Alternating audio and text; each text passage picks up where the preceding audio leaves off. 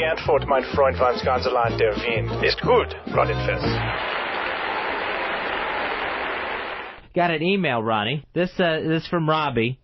It says, what is something bad you did as a teenager and can't rationally explain now?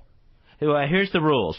1, you shouldn't even explain what state of mind would have allowed you to do such a thing. It doesn't mean you were drunk or on drugs, just young and stupid. 2, it has to be something that if a kid did it to you nowadays and you caught him, you would either kick his ass or murder him. And Robbie gives his own example. For him, it was driving around with a BB gun, shooting the windows out of parked cars almost every night, and that went on for several months. So he's bringing up the evilness of the teenage mind. Yeah. And what did you do that you're so humiliated by that you would kill a kid for doing it now? Yeah. For me, and I can picture this, I can picture it right in my head, rolling a soft boy, taking fucking his money and kicking him right in his, a couple of kids on him. No fucking reason. We all came from nice enough families. There was no reason to do it to this fucking kid. Fucking still bothers me to this day. I was part of that. We had this kid, the sickly kid, and for some reason got it in our heads one night to torment him, went and showed up outside his house and left a note on his windshield of his car that his brake lines had been fucked with. No reason at all? No reason at all. No reason at all. And just don't be careful driving this car. And made a really threatening letter. Just made the whole, like we had just destroyed the inside of this car. Was it because he was sick? I have no idea. He was definitely weak. I know that. He didn't do anything to you guys? No, not a thing. Not a thing whatsoever.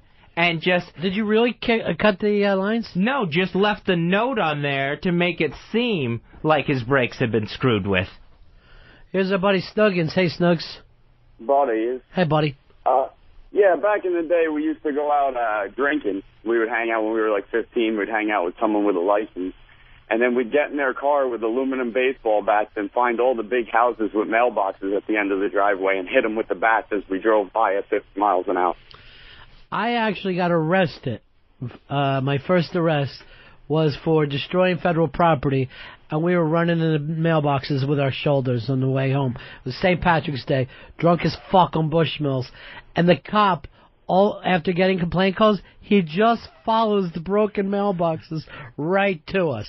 There was no attempt to get away, no attempt to do it. And in my own neighborhood. These are my people. There was no fucking reason to do this at all.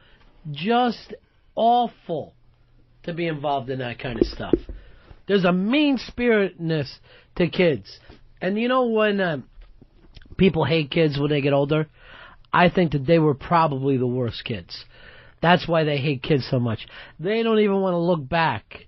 When they see kids acting the way kids act, that reminds them of themselves, and they just fucking hate themselves for it. Peter, you're on Ron and Fez. Yeah, it was high school graduation night, about 2:30 in the morning. I took a big giant rock, walked right up to my principal's house, and threw it right through his big picture window in his living room. No reason at all? Nope. No reason at all. Unbelievable. Here is Paint Gun. Paint Gun, you're on Ron and Fez. Hey, buddy. Yeah. When I was a freshman in high school, I hung about $80,000 worth of damage into a new house in the development. I was with a sledgehammer. I was just fucking having at it in the place.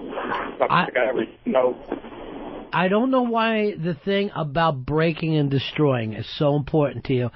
And normally it's like the young teens, like 13, 12. You just want to throw and break and destroy for no apparent reason. Yeah, if it looks smashable, man, there's that overwhelming desire to go in, just smash someone's lawn gnome or something. Why? I remember we used to, when I was like little, like 9, 10, we used to fuck everybody's Christmas decorations up. Pull their fucking lights out, or pop them out and throw them against their house. What is the reason for that? I remember we used to be, for whatever reason, we was into rock throwing. For whatever reason, just throwing rocks against the wall. Against each other, just constant throwing rocks. Just trying to make it skip. And I look back and I was like, what were we thinking about? Why don't we just play ball or something? Yeah. It's like a retard. Just destroying for no apparent reason. Kevin, you're on the Fez. Buddy, we used to go to Walmart, have two people hang out in the back of the pickup truck, grab one of the shopping carts, and go down the road. And whenever you found somebody coming, well, you're in town, it's only running like 30. You're running into cars and mailboxes and hard shit like that. Yeah. I don't know what it is. I'll tell you, I got another one I fucking hate, man. It pops into my mind. I'm like not trying to take the fucking thing that it's not my responsibility because I didn't do it, but I was, literally part of it. I'm sitting down at dinner, eating. I got to be like 9th grade, 9th grade. Because my parents were like, we all eat at the same time every night. Like, there was nothing wrong about the way I was raised. I was taught the difference between right and wrong, good and bad. Not even a problem figuring out what was wrong. Like some people you could say, I didn't know what I was doing was wrong, and maybe you could believe them. I was taught those lessons. I'm sitting down. A friend of mine knocks at the door, right? So I have to jump up. He goes, come on, let's get out of here. I go, no, I got to finish my meal. He goes, look at this. He pops open a purse. He opens it. It's just fucking chock full of money. There's just cash all over the place in this purse. I go, let me finish. I'll be right down. I'll be right out. I'll meet you at the corner. I'm fucking down to eat my meal as quick as I can. Not even like 4 minutes has passed. Doorbell rings again. My dad hops up. Who the hell's that? Because I told him it was nobody the first time. He hops up. I hear him yell, Ronnie, get over here. I go up. Here's the man from the store, the little Italian in a hoagie shop in my neighborhood. He has his mom with him. This woman had to be in her 80s. Where is your friend that we always see you with? He was in our store. Now my purse is missing. She's fucking crying. That's my rent money. I go, I don't know. Who are you talking about? They're like, I'm acting like I don't know shit. I don't know nothing. They go, the boy who comes... I go, I know a lot of fucking people. What is... I'm looking at my dad. I'm going, what is this all about? This is insanity. We're trying to finish our meal. He goes, you definitely know nothing about this. I'm like, no, I don't. I know nothing. We go in. I give my usual Fez. Zip. Nada. I go in. I finish the meal. I run out and see him. We go out, see the older guys, pick up an ounce of pot, case of wine, and a handful of loots. Not a fucking slightest bit of guilt do I have that this old lady's money had been taken. Now, I would never have, in a million years, have reached apart and grabbed that fucking cash. For some reason, I felt superior that I didn't do it.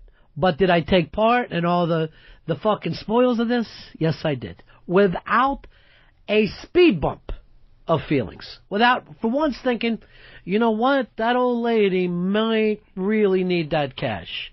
More than we need this weed, wine, and lewds. Hey, Eric, you're on the Ron and Fez show. Yeah, guys. Hey, when I was about 14 or 15, some friends and I used to go out every Friday night. We'd take a bag full of M80s and a couple of baseball bats. We'd light the M80s off in mailboxes, and if we catch a stray cat running around, we'd end up beating the hell out of the cat with a baseball bat. No, you were a cat killer.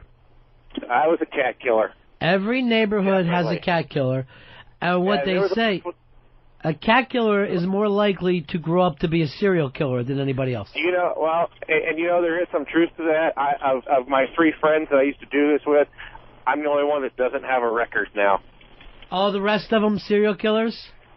One's doing hard time in prison, one's dead, shot to death by a cop, and the other one just vanished. Let me ask you this. Even as of right now, are you tense and nervous and you can't relax? Can you sleep if your bed's on fire? Really. Huh? I'm sorry, I didn't hear you, Ron. All right, bro. All right. Best of luck. It's only a matter of time for him. Every neighborhood had that kid that would kill cats. And we didn't know it at the time. But it's like you were hanging around with Son of Sam. Like Charlie Manson was in your neighborhood.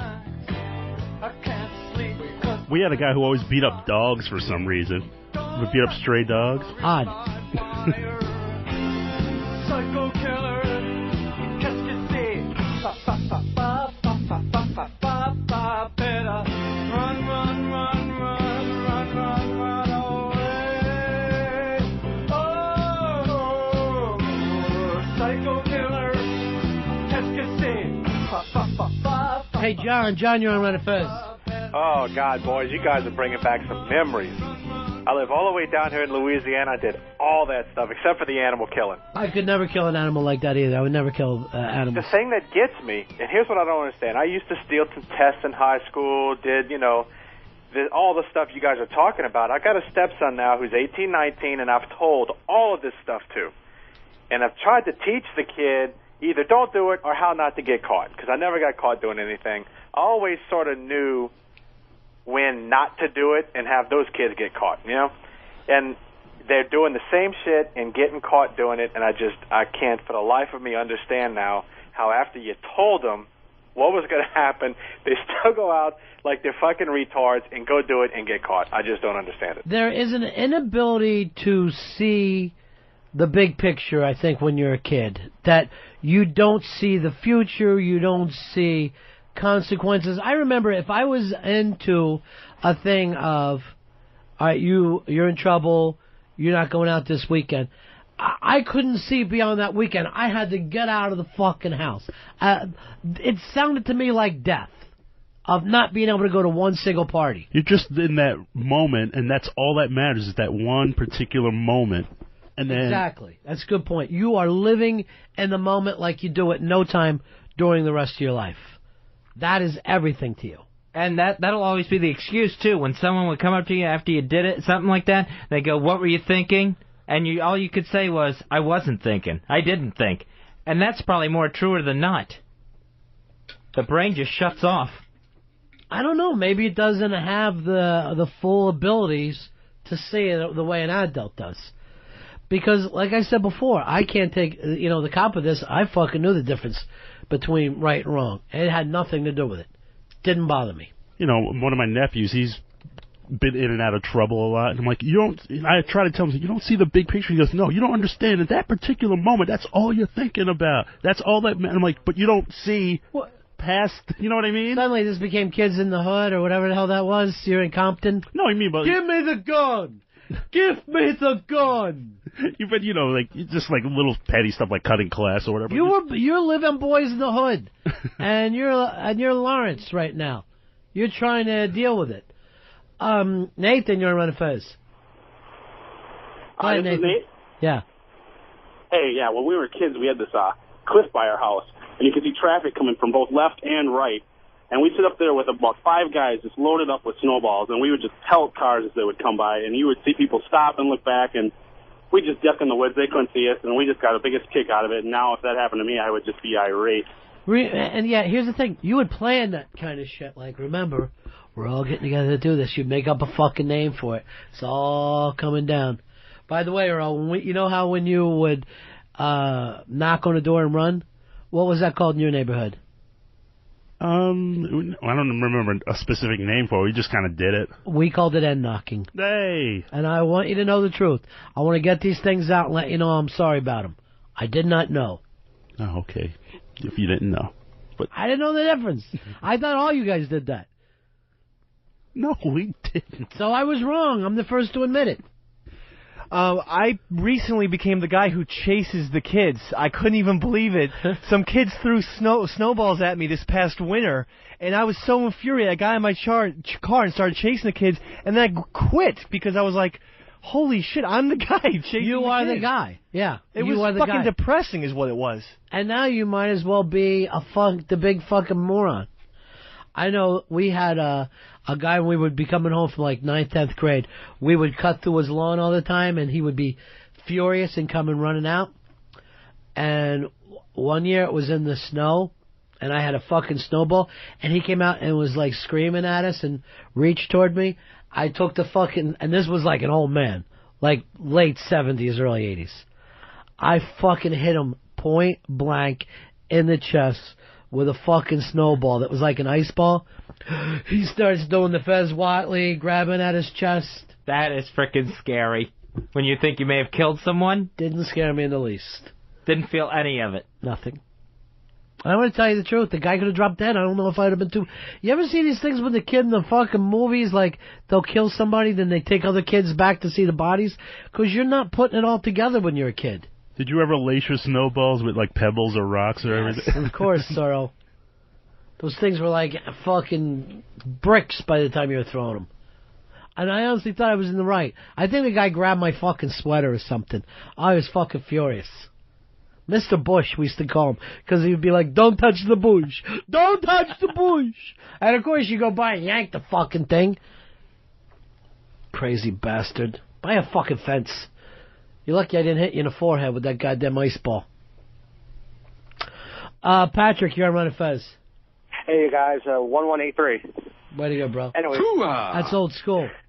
Thank you, sir. Yeah, when I was a little kid, we were about 7 or 8. Me and my two buddies were playing. This big friggin' older kid, I don't know, 7, 8 years older than us, was started messing with us and was, going to beat us up or something. So we ran home and got our friend's older brother, and we chased this kid. We chased him into a 5 and 10. He hid in the store. He wouldn't come out, so we hid behind the cars. When he came out, we, surrounded him. He ran into the street, ran to a big fucking busy street, got hit by a car and, bounced over the hood, and he got rushed to the hospital. I saw him a couple of years later. He had, a hunchback, and I never felt so bad in my life. He kind of looks like that's Eastside Dave. He's a redheaded friggin' weirdo in the beginning, right? To begin with, and we just fucked him up, and I never felt so bad in my life to see that kid a couple years later all hunched over and everything. I'm like, oh, God, it still hurts me now today when I think about that kid. See, that's the thing, that these things can turn really bad, really, really fast. And I remember I had a neighborhood school that we walked to. For some reason, some kid used to take a bus to another school all by himself and would get off at that bus stop. Probably because he was half a retard. I don't fucking know. I can't remember. We would wait for that fucking kid and kick the dog shit out of him for taking a bus to a different school instead of walking to ours. Now, you're talking about prejudice. And in my mind, I'm like, we got to get that fucking kid who gets off the bus. I'm fucking going along with the pack. I remember seeing him run from what looked like a fucking bumblebees. That's how many kids were chasing him. Fucking chasing him down, kicking him, hitting him. No reason other than he took a bus. I saw a kid in my neighborhood. He used to wear leg braces. We used to fucking knock him down for it. For wearing leg braces. All it takes is one little difference. And it doesn't have to be a big difference like leg braces. If you got a chipped tooth, they'll fucking turn on you. There must be something in your DNA that says turn on the weak. You know what I mean? It must be part of the whole evolutionary process. You're looking for a kid with fucking glasses. Should be attacked for some reason to the other kids. Well, I'll never forget my friend Al. He had big ears, just big protruding ears every single day. Someone's smacking him upside the head, upside the ears. They're boxing his head. They do the old Deacon Joe head slap on his ears every single day. See, that's the thing, Fuzzy. Like your parents, when you wanted to get that ascot when you were younger and they wouldn't get it for you, right? They don't want their kid to stand out. Standing out is not good for a child. You want to fit into the... It's like being a Nazi with a fucking pink coat. They will turn on you. You've got to put on a Nazi uniform and goose step along if you want to survive. And that's basically what the childhood years are like. Can I hide in the crowd until it's okay to move to the village and paint? But you can't do that when you're 12 or 13. You don't want to be the little boy in town making dresses because they will drag you outside and cut your fucking fingers off. They would go after you if you got like a new shirt or a new pair of sneakers. Heaven forbid your jeans were too blue from being new. Yeah, first thing they do is scuff up your fucking sneakers as soon as they saw you. Stepsies? Yeah. You get called fucking spoiled in a heartbeat. You didn't want to have anything that stood out. I don't know whether the kids are still the same way because they're so brand conscious, but you just want to fit in all the time. It was worse when you were the only one that didn't have something that everybody else had. God forbid again, your mom doesn't get you Converse. It was always fucking Chuck Taylor. These are white! What are you doing? What are you doing? I need black Converse. Mine was Pro Kids, and there were two types of Pro Kids.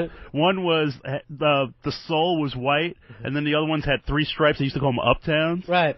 God forbid you did not get the Uptowns, because you just would not hear it. It was $5 less. I know. Than what the Uptowns were. Oh, there was like a fucking dry goods store called W.T. Grant's.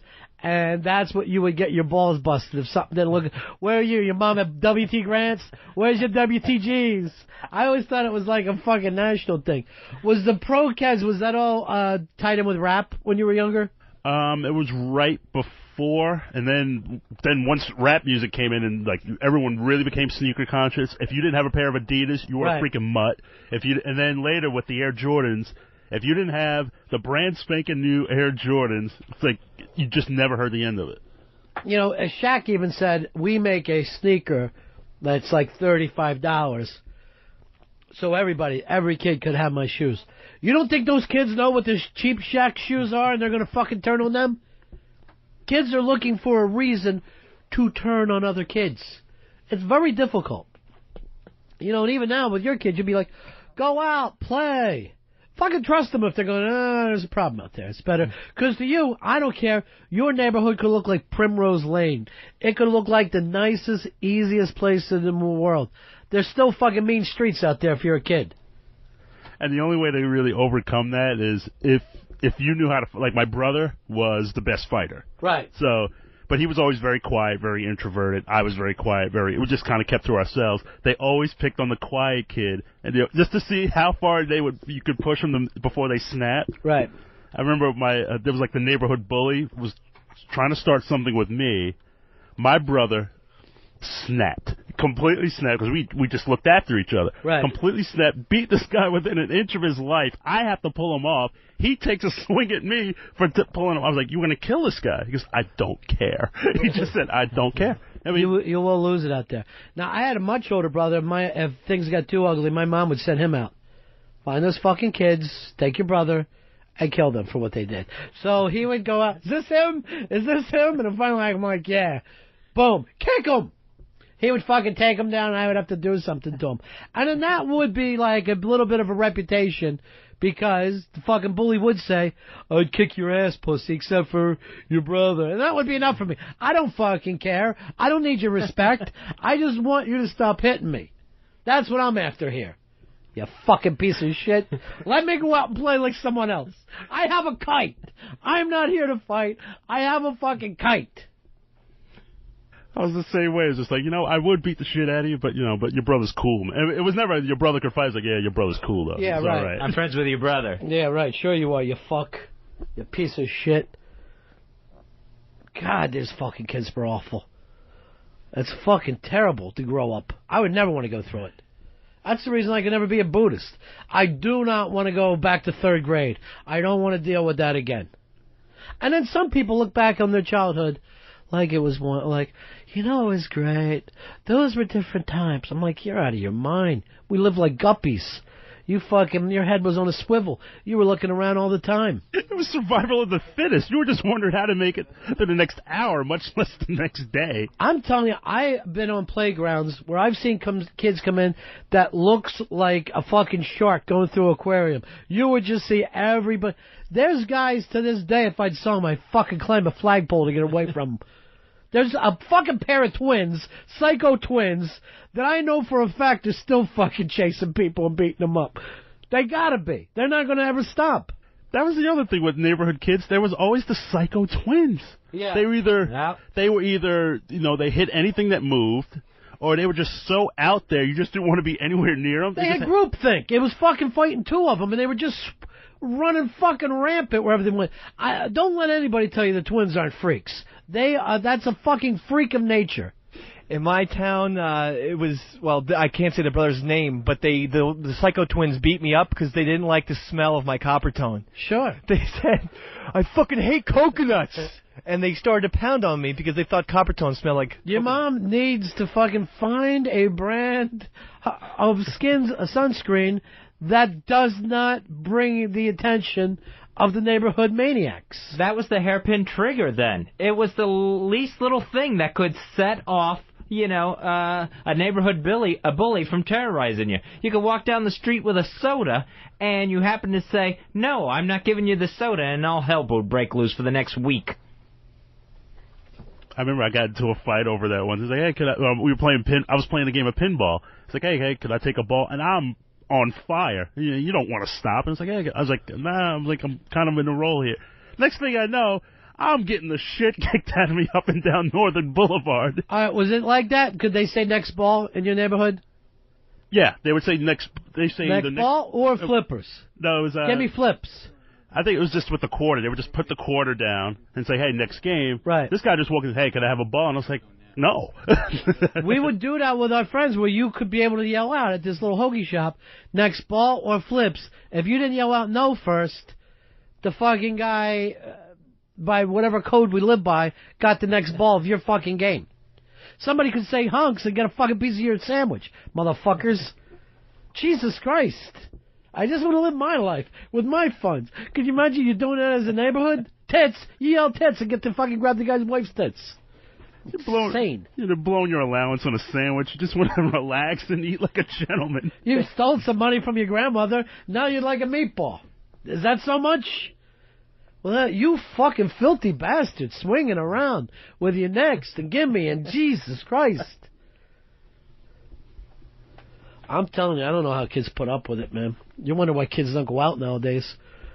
Because all of our parents would have been locked up, and we would have been constantly in the court system for the amount of fighting that went on. I mean, if like a 6-year-old attacks a 5-year-old, the cops will get involved. When we were younger, the cops would pull over to watch the fight. They fucking thought it was interesting. That was always funny when they had the kids fighting and the cops would just stand and lean against the post. Like, man, look at that little bastard. A lot of adults thought it was fucking hysterical. I had a thing one time. My dad and my brother watched me in a fight when a kid tried to make me eat mud pies. He was sticking it in my fucking mouth. And it ended up, I couldn't fight. And the kid was my friend. I couldn't fucking beat him in a fair fight. I took a metal bucket and started beating him around the head until he went home. And I get home, and I'm fucking exhausted after this battle. I open up the door. My dad and brother are cheering, trying to fucking lift me up. I go, it's great that you're all fucking happy that I had the dirty fight and take a metal fucking bucket and beat my friend around the fucking face with it. Why didn't one of you assholes come out of the house? They're ECW fans. I was losing. Did you have that family in the neighborhood where everyone from top to bottom was stone cold crazy? Absolutely. I could tell you the names. There was about 4 or 5 houses. Dirty. It was always filthy, dirty house, right? Awful house. I mean, it yeah. looked like a sty. You knew who lived there.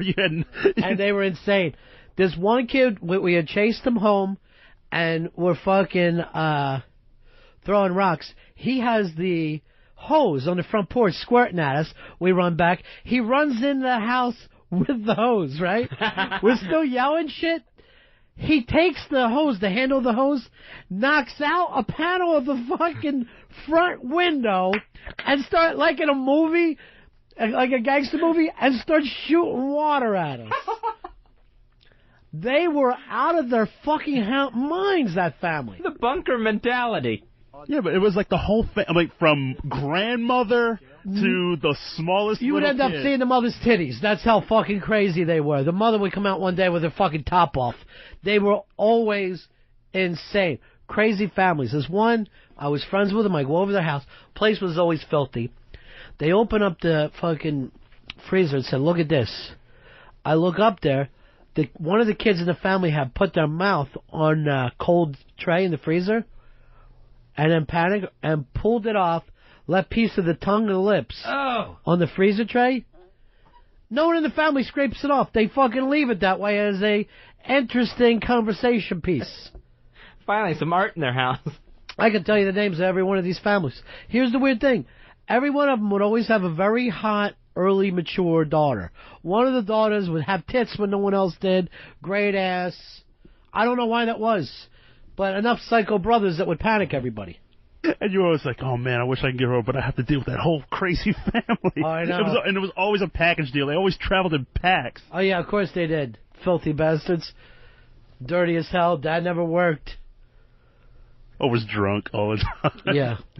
First people in the neighborhood to get high. Paul, you're on Ron and Fez. Yeah, hey, did you ever, if you wore a coat like after like 50 degrees or a jacket to school, did you guys get your ass kicked like I did? You know, there was always a thing of if you had if your mom tried to buy you one of those coats with like fur around it, you were fucking, called women's names and shit like that, and they tried to rip the fur off. You never wanted any fur, inside or outside. Yeah, you don't want a coat that's going to be too brightly colored. You just want something. Pea coat. We used to go with a nice pea coat so you could look like a dock worker. You had to look like everybody's dad working down on the fucking Delaware River. That's perfect. A nice navy blue neutral color. I remember as a kid we had, what was those things, snorkels? Snorkel coats? But they were like this bright green with this bad fur at the end of it. And you just never heard the end of it. It was cold as balls and it was a perfectly warm coat. It didn't matter. The thing looked awful. So awful what you put through as a kid. I mean, the great thing about being an adult is not knowing other people. Just not knowing them, not having anything to do with them. Because in your neighborhood, you would know everybody. Everything was like a problem. You were living like Paris Hilton, where anything you did could become scandalous. You didn't know. Here is Taylor. Taylor, you're on Ron and Fez. Hey, the worst thing growing up was if you're the smart kid in school, because everybody targeted you. Fucking hated smart kids. I always got run all over the fucking school until I got big enough that nobody bothered me anymore, man. It was a nightmare. Here's the thing. I could understand smart girls, and they didn't bother me. Smart boys made me furious. I just didn't understand why they would try to fuck things up for everybody. No, there was like that line, though. You could be smart. Just don't be... Too smart, yeah. Yeah, don't be too smart. Don't be too outward with it. We're talking about the elite. The real elite. That top 3 or 4 in every class. And it would be the boy that would just fucking bug you. That the teacher loved him. It seemed like he was the way they saw children, the way children should be. You knew in a million years you ain't going to be able to get it. You might as well wait till he's drinking out of the water fountain, push him hard into it. Something to make you feel better about yourself. The revenge always came in gym. Gym was bad for those kids. Even as much as they tried to fake it, you tried to make sure that they were playing that day. We had the kid that he once made the mistake in a math class of trying to quiet the rest of the class down for the teacher so he could hear the teacher better. And it was just hell on earth for that kid since then. Dodgeball was that was Thunderdome. That was just Thunderdome when we played dodgeball. They were like, okay, where's the smart kid? And you weren't supposed to hit above the head. First place, square in the face, right up the side of the head. They're trying to get rid of dodgeball now, and the association behind it is smart kids' parents, the SKPs, because they know their kids are playing a whole different set of rules. Hey, here's Josh. Josh, you're on Ron and Fez. Yeah, I microwaved a cat when I was 13. I kind of feel bad about that still. You actually stuck a cat in a microwave? Yeah, for about 10 seconds. What happened? It started twitching its head a little bit and looked at me. It didn't die? A couple of days later, it did. Oh, jeez. See, I never had that thing. I never could find myself murdering a cat. We all know cat killers. Scariest kids out there. We'll take a break. Right back, Ron and Fez. Ron and Fez here, just relaxing while we're on vacation. What's your vacation plan, Fezzy? Ronnie, I am going to sit back, put my feet up, and enjoy a fine Cuban. Now, by Cuban, you don't mean cigar, do you, Fez? Oh, no. Have you met Paco? Hola, ¿cómo estás?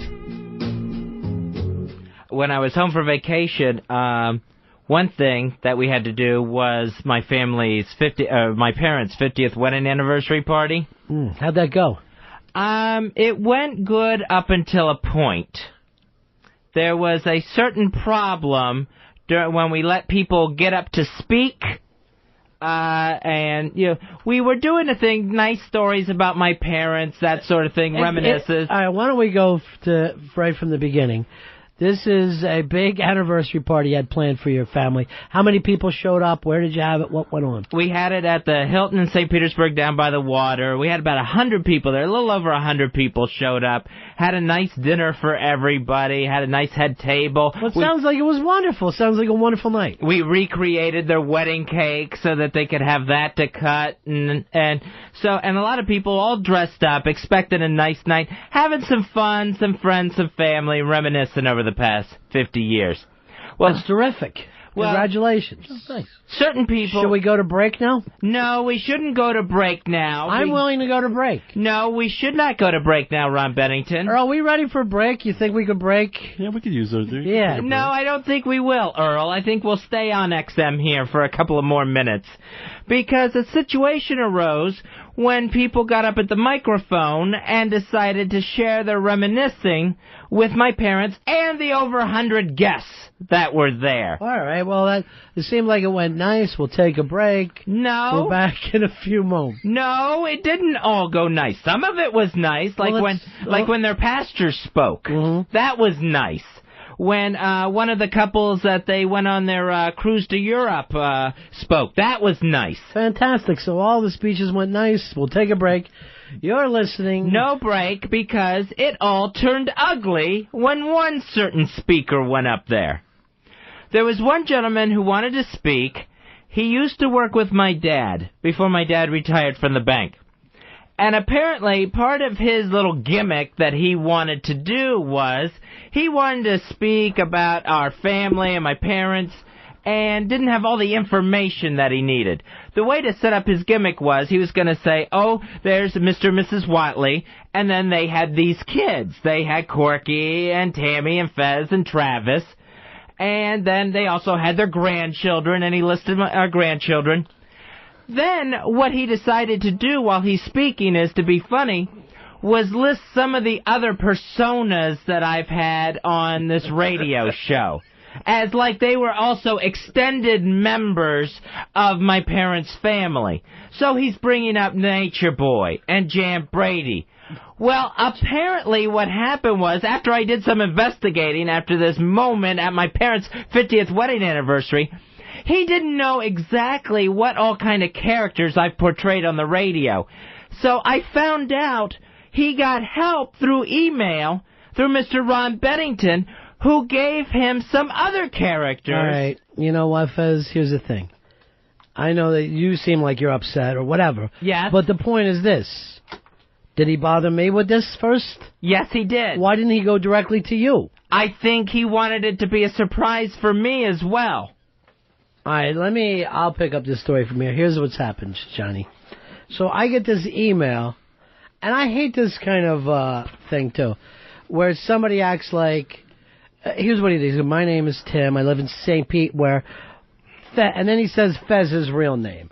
And that whole thing always bugs me, like, when people go, oh, you work with O&A. I've known Greg since 1980s. Shut the fuck up, all right? It's not exactly Superman Clark Kent. You're not, this inside role that you feel like you have is not impressing me. So right away, when you start using Fez's birth name, it doesn't impress me. So he's like, I'm taking part in a party for his mom and dad. It's a birthday party and anniversary. Now, by this point, Fez, he's already said your real name 3 times. Yeah, because he's playing that insider card of, I know him so well, I can call him this. So he says, I've been good friends with the family for quite a few years, and my wife is friends with, and then list all your brothers and sisters' names. So then he goes, I was wondering whether Ron or some of the other staff members could help me with a list of names that he's used over the years. The party's on tomorrow night, so I'm under a bit of a time constraint, and I hope that you can help me and it'll be appreciated. So I write back to him, and if I was wrong about any of this, I'm sorry. But I write back, sure, Tim, of course Fez Watley's the name he uses on the air, but here's some of the other characters that he's played. Dirty Sanchez, the Mexican bandit. Read out loud at my parents' 50th wedding anniversary. Rusty Trombone, the jazz musician. Harry Elvis, the comic who only jokes about pants. That one seemed to hurt the most. That one was probably a dead giveaway that it was me. Huh? That's when I started to go, all right, nobody else would. Camel Toe Curtis, the wrestler. Again, mentioned at my parents' formal party. Lionel Pillowbiter, the Nervous Nelly. Always Wet Nanette Cummings. Tossie the Salad, the chef. At that point, these people that go to church with my parents that are all about the same age, just really tilting their head in confusion. Then I put down the ship's captain known as Cleveland Steamer. The Roman Helmet, the superhero in Roman times. Egyptian Teabag. The Friendly Arab. And I'm like, where the hell is this coming from? And then Pittsburgh Platter, the big Steelers fan. But here's the point, Fezzy. He bothered me with this. Yes, and you gave him intentionally fake information, and Cleveland Steamer and Roman Helmet were mentioned at my parents' 50th wedding anniversary. The whole thing felt ruined. Well, I'm doing the best I can. I want to try to help out. I never played Lionel Pillowbiter. Ever? Never on this show. Well, let me strike that off the list. At no point was I Camel Toe Curtis. People were saying some nice things. I never, of all the things that could have gone wrong with this party, I never thought hearing the word camel toe over a PA system would be one of them. I never thought that would happen. How old was this guy? This guy, I'd say he's probably about 38 years old, 39 years old. Didn't get any of these references? Didn't get Dirty Sanchez? No. Rusty Trombone? He's reading them like they're common knowledge to everybody. It was humiliating. All right, well then I made a mistake. Yes, you did. And we only get one chance to have this 50th wedding anniversary party. And I think it put a black eye on the entire night. Let me ask you a question. Do you blame the person who said it or the person who told him to say it? You told him to say it. He never would have thought to say it if you hadn't told him these things. But it's not like I contacted him on my own. He sent me an email. It bothered me. I was home at the time. So I sent him back this list. Couldn't you have just ignored it? Let me tell you something. How did it go over with the crowd? Oh, lead balloon time. Nobody knew what in the world he was talking about. I blame that on delivery. I could have fucking killed with these gags.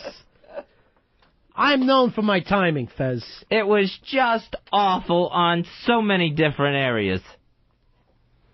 Well, I blame him. I blame Tim, the man with none of his own.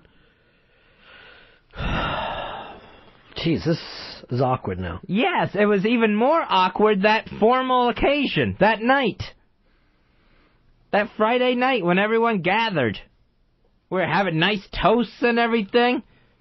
And then next thing I know, always Wet Nanette Cummings' name is mentioned. How could you not pick that out as a gag reel? I consider it real gag reel stuff. And then I'm just like, where in the world? Who told you these things? Where did this come from? Well, I emailed Ronnie. And then you're getting called Ronnie like he's got an insight with you now. Well, fuck him. He sit there. He works blue. I don't want nothing to do with this loser. Dirty Sanchez. At first I'm thinking, did I hear him wrong?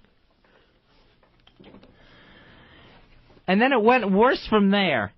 Once when I was about 7, 8 years old, we're all hanging out, me and my friends. There was a 5-year-old that was with us. So I give him the gimmick. I go, when you're drinking your iced tea tonight at dinner, I go, if you want to hang around with us, you got to be cool. So make sure you go, this tastes like pussy juice, to say that, right? So the fucking kid does it. Like, me and my friends laugh. Then I'm home eating dinner with my family. Bing bong, bing bong. Fucking his old man is at my house screaming at my father, did your son tell my boy that his iced tea tastes like pussy juice? I had to be fucking called up there and screamed at by him and and my dad, right? I'm going to take the same angle, Fez. I took the offensive. I said, number one, did I say it or your kid? Number two, mate, how do I know what pussy juice tastes like? Number three, my mother has some beautiful chocolate pudding waiting for me right now, and it's time for me to go have my dessert. So I will say good day, sir, to you. So, and the same thing, Fezzy, this guy, if he can't write his own material, don't go bothering somebody else at their home.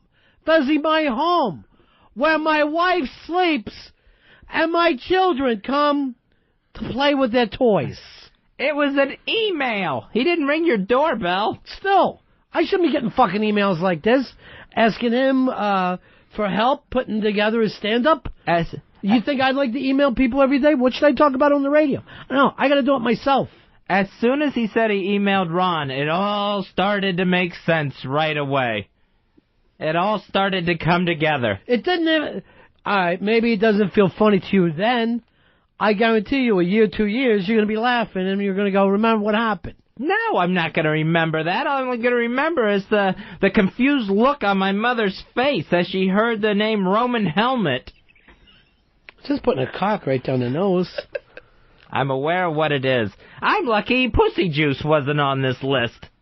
You want to call my mom and say something dirty? Is that going to make us even? No, I don't care to. It seems that's where you're going with this. And I didn't think the list was going to end. I didn't think it was going to stop. I mean, you get past Camel Toe Curtis and you think, okay, then they just keep on coming. All right already. And the fact that all these old church people were just so confused and... See, that's why I think it's a harmless joke. Because really only you got it. None of the old Lutherans figured it out, I'm sure of it. You would think this guy would have stopped at some point. He didn't get a single laugh, huh? No, not one. Jerk off. I'm telling you right now, people don't realize this. Public speaking is all about timing, folks. It's 100% timing. If you got a videotape of that, Fez, I'd love to watch and go over it. I would fucking... Seriously, I would not... Makes me a little happy. No, there was no video copy of that, as far as I know. I don't think you need to work blue at a 50th wedding anniversary. No, I don't think so either. From who's ever emailing him or him himself. Did your parents get the centerpiece that I sent them? No, they didn't get a centerpiece that you sent them. I know, I made that up. Because I sent centerpieces. You lied about that last week. I forget who caught you, Winnie. When you go, Fez says when he's going to a fine dinner, he always sends a centerpiece a couple days early. Some nice flowers, maybe a candle arrangement that you can put in the middle of the table. I got an email about that was just on Martha Stewart 2 days prior. So you probably saw Martha Stewart, and then you're trying to act like you're fancy. Oh, it's Martha Stewart that sends them. All right, Fuzzy. Well, look, let me tell you something. I take partial responsibility for this. Partial? You're the one who sent him all these dirty names. A, I didn't start it. B, I didn't say it. I fucking replied to an email that was sent to me. But erroneously. I didn't play any of these characters. Are you sure? I have never been Egyptian Teabag, the friendly Arab. You've been Egyptian Teabagged? I fucking know that. That's something completely different. All right. Well, we're both wrong. I wasn't wrong at all. I was sitting there enjoying the night. I think you were wrong to bring it up here on the air. I think that was a personal thing between me and you. I think some of this stuff should take place off air. I think it had to be known how a 50th wedding anniversary party was sabotaged. Sabotaged or made better? Sabotaged. It definitely didn't make it any better. You honestly don't think, years from now, you won't be laughing thinking, remember the list of names that he read off in front of those old people? No, at no point am I going to look back and laugh at Lionel Pillowbiter. I'm going to tell you right now, when I was writing them, I was laughing. And I told my kid, and he was fucking laughing. So that's 2. So that's why I know it had to be in this guy's delivery. Nobody was laughing at the 50th wedding anniversary party. Good. That's delivery, my friend. I'm telling you right now. Woody Allen could write the same movies, have him star Larry Storch, and people think that they're shit. And I feel like I had a Larry Storch moment. Funny or no funny? It was hysterical. Thank you. It was one of the best things I ever heard in my entire life. All right, and that's Dave, who really, it's hard to make him laugh. He's the easiest laugh there is. Well, then you should have invited him that night. We're going to take one break here. And again, my part of it is I apologize, Fez. Thank you. I appreciate it, but I think it was a full part. None of this would have happened if you hadn't sent this email. All right, this bugs me a little bit here, and then I'm gonna fucking let it go. I didn't send an email. I replied to an email that this guy had no right to fuck. I'm on my vacation. I'm in the middle of the fucking Chesapeake Bay, enjoying myself. So, for that, you owe me an apology. Your people bother me. And then for my part, yes, did I send some bad information? Looking back over it, I did. And I apologize for that. You said someone's name called Tossie the Salad. And it was read aloud. Okay. Again, that's my part. And I do apologize. I honestly do. From the bottom of my heart, that part was wrong. Thank goodness there won't be a 51st anniversary party. Oh, no, your parents sick? No, we just won't go to this expense. I just didn't think they'd be getting... Oh. Because they're not getting any younger. That's for sure. And Earl knew about it, too, and he didn't warn you. I told Earl after I did it. Earl, if there's a Roman helmet headed my way, tell me. But it wasn't like Ron said, it wasn't like he just sent this out just erroneously. He was answering a question that was sent to him. Good, nice to see you fucking stand up for me for a change, Earl. No, and just because you sent it didn't mean they had to use it. You know what?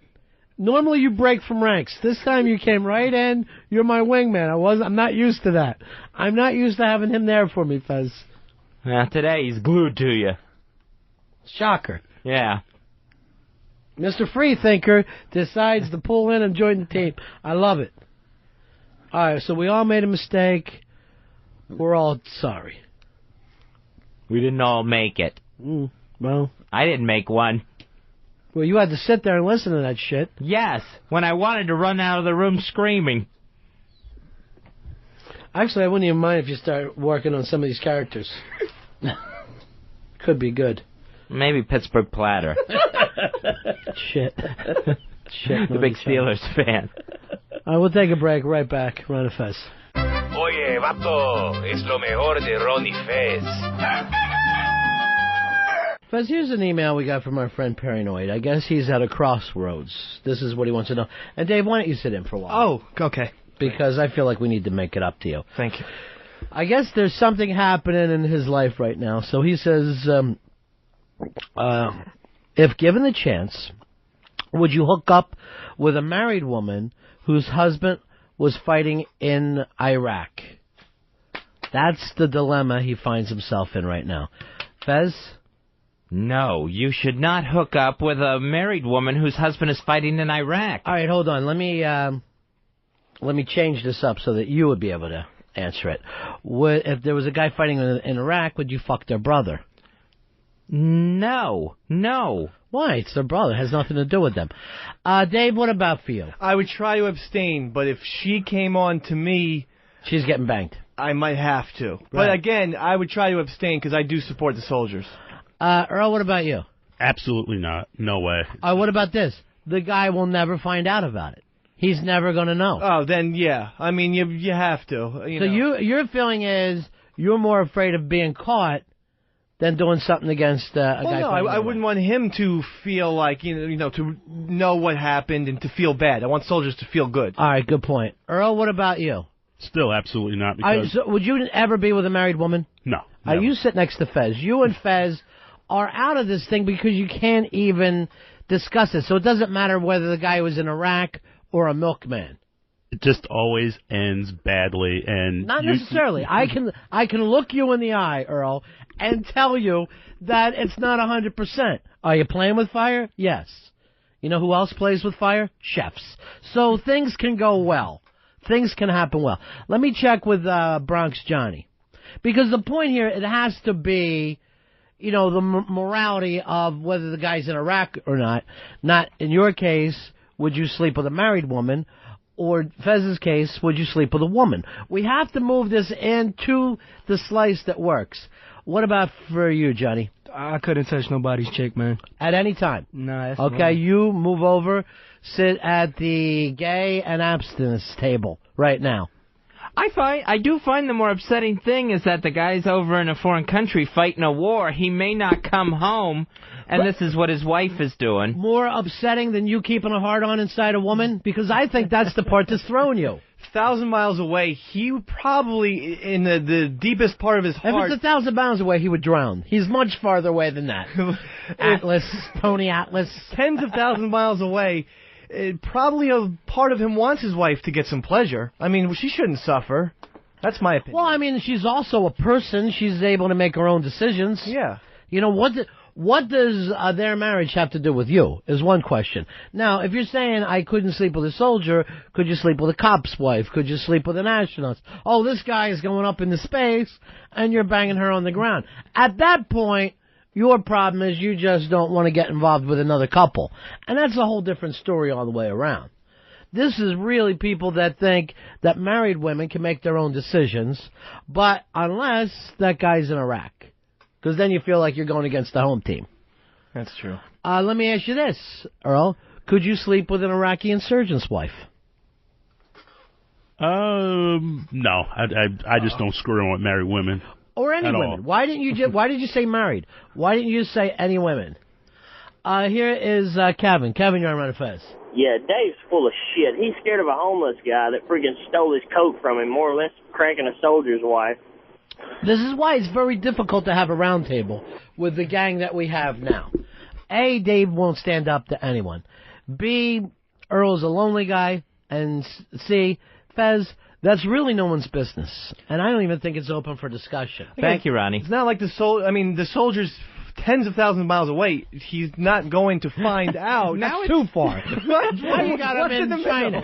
Someplace in the middle. But he's not going to find out. I mean, if the soldier... If you know, there's a good chance he's not going to find out. Yeah, definitely. If the soldier is the next town over, Right, I am not going to touch that woman with a 10-foot pole. What about this? Would you sleep with her, but keep CNN on so you could see, like, just out of the corner of your eye, some of the problems going on in Iraq? Here is Scott. Scott, you're on Ron and Fez. Hey, the town I lived in when I got out of the Air Force, I lived next to an Air Force base, and when they went to Iraq the first time, a lot of pussy, a lot of great garage sales, too. I got some really good stereo equipment. And, I mean, shit, the bitches were going to leave them anyway. So your point is these women are probably, if they're going to sell off their guys' stuff, and if they're going to sleep around, who are you to say? Who are you to say no at this point? Yeah, right. I mean, they're going to leave them anyway. So, yeah.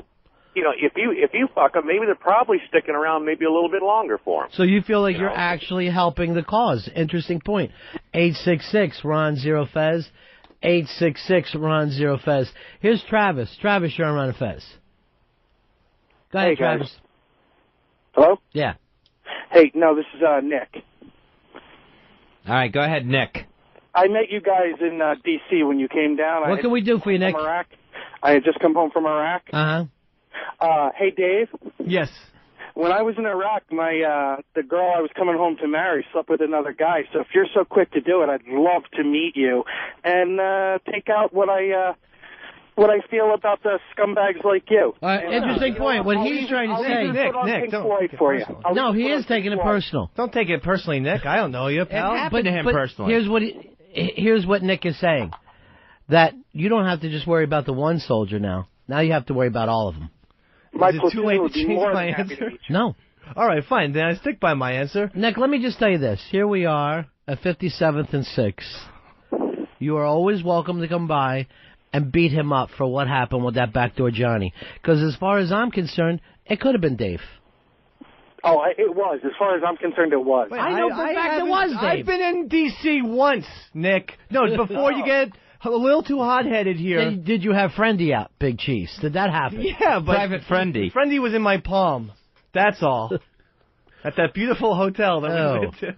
I think, yeah, go ahead, Nick. What Pink Floyd album do you want played at your funeral?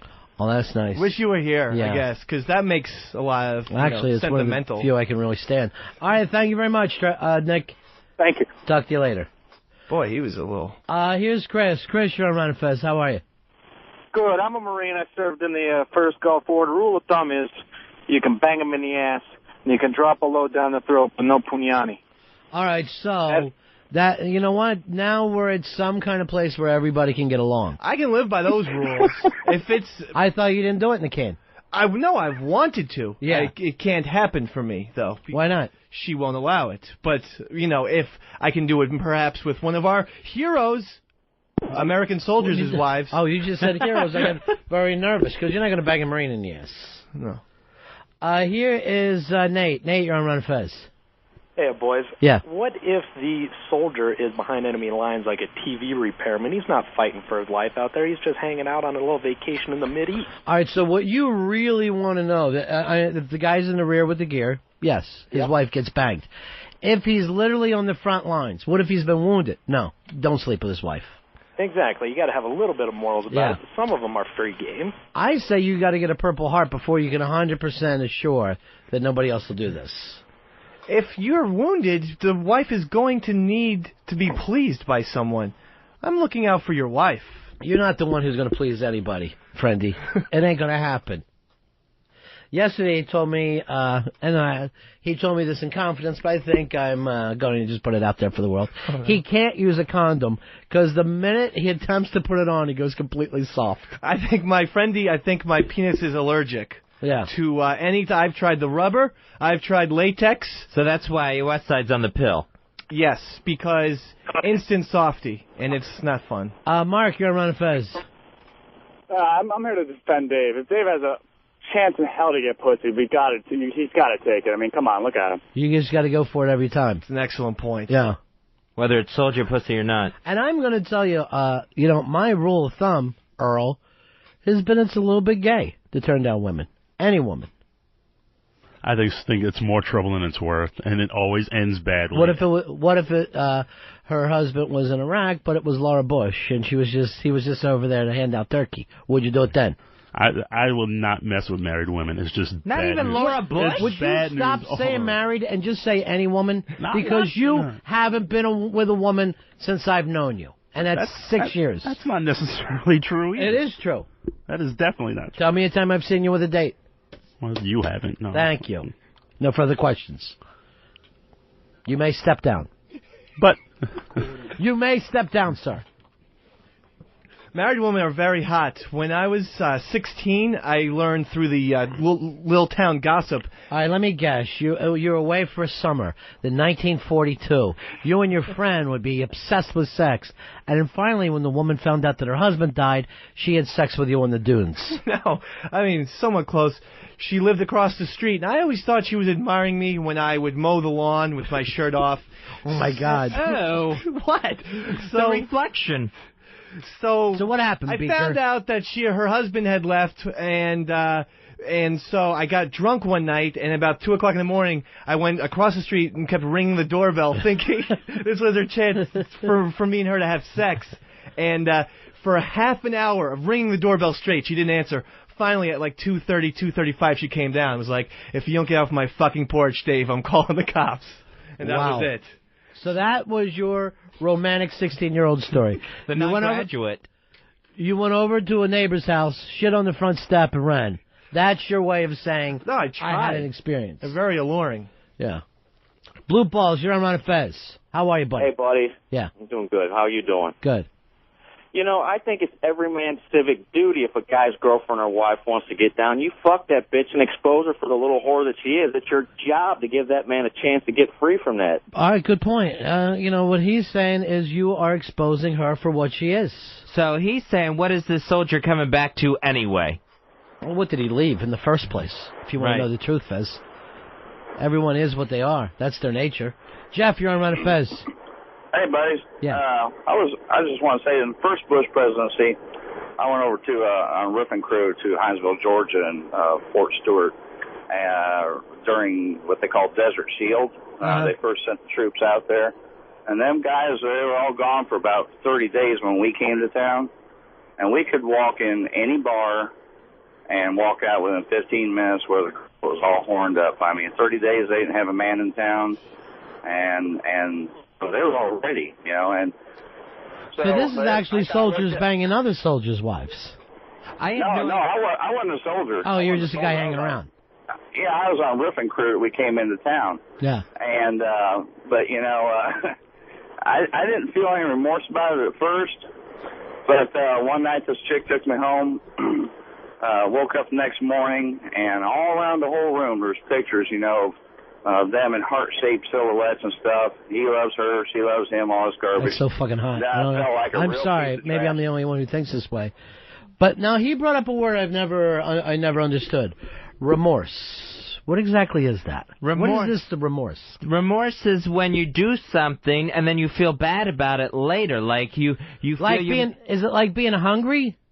No, it's not like being hungry where you want more. Because I have felt that. And that's rough. This is where you feel sorry for something you did that, in hindsight, you feel like you shouldn't have done morally. Like he felt bad for sleeping with the soldier's wife when he was done. You lost me. How can I explain this? You didn't get caught, right?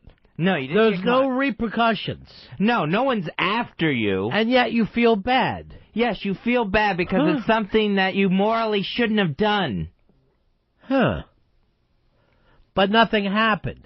No, nothing So why happened. would you feel something if nothing happened? What makes you feel this way? It's your conscience. You got me again. You got me again. That little voice that tells you right and wrong, and after the fact it's telling you wrong. Listen to Nutsy. He's hearing little voices. What are you hearing, son of Sam? What's the dog telling you to do? Do you really hear a little voice? You hear something in the back of your head saying... What? Yes. What the fuck are you saying? You hear someone else in your head telling you things. It's your own voice, but it's telling you, it's a gnawing feeling telling you shouldn't be doing this. Hello, Fez. It's your own voice with a higher register. Yeah, I don't even understand that at all. I would honestly think I was insane if I was you, Fez. But that's remorse. Steve, you're on Ron and Fez. Hey, how you doing, Ronnie? You guys are a trip. I'll Yeah. tell you what there, Dave. If you did get caught, you can't even stand up to a bum. Remember the Fort Bragg murder? Something like that would happen. It'd be really easy to get away with murder. You come back with post-combat stress and just claim you're nuts. Oh, yeah. If I'm sitting on a jury and a guy came back from Iraq and he said I came home and some redheaded pasty guy was banging my chick, so I beat him to death with a shoehorn, I would have a very difficult time saying, yeah, send him to jail.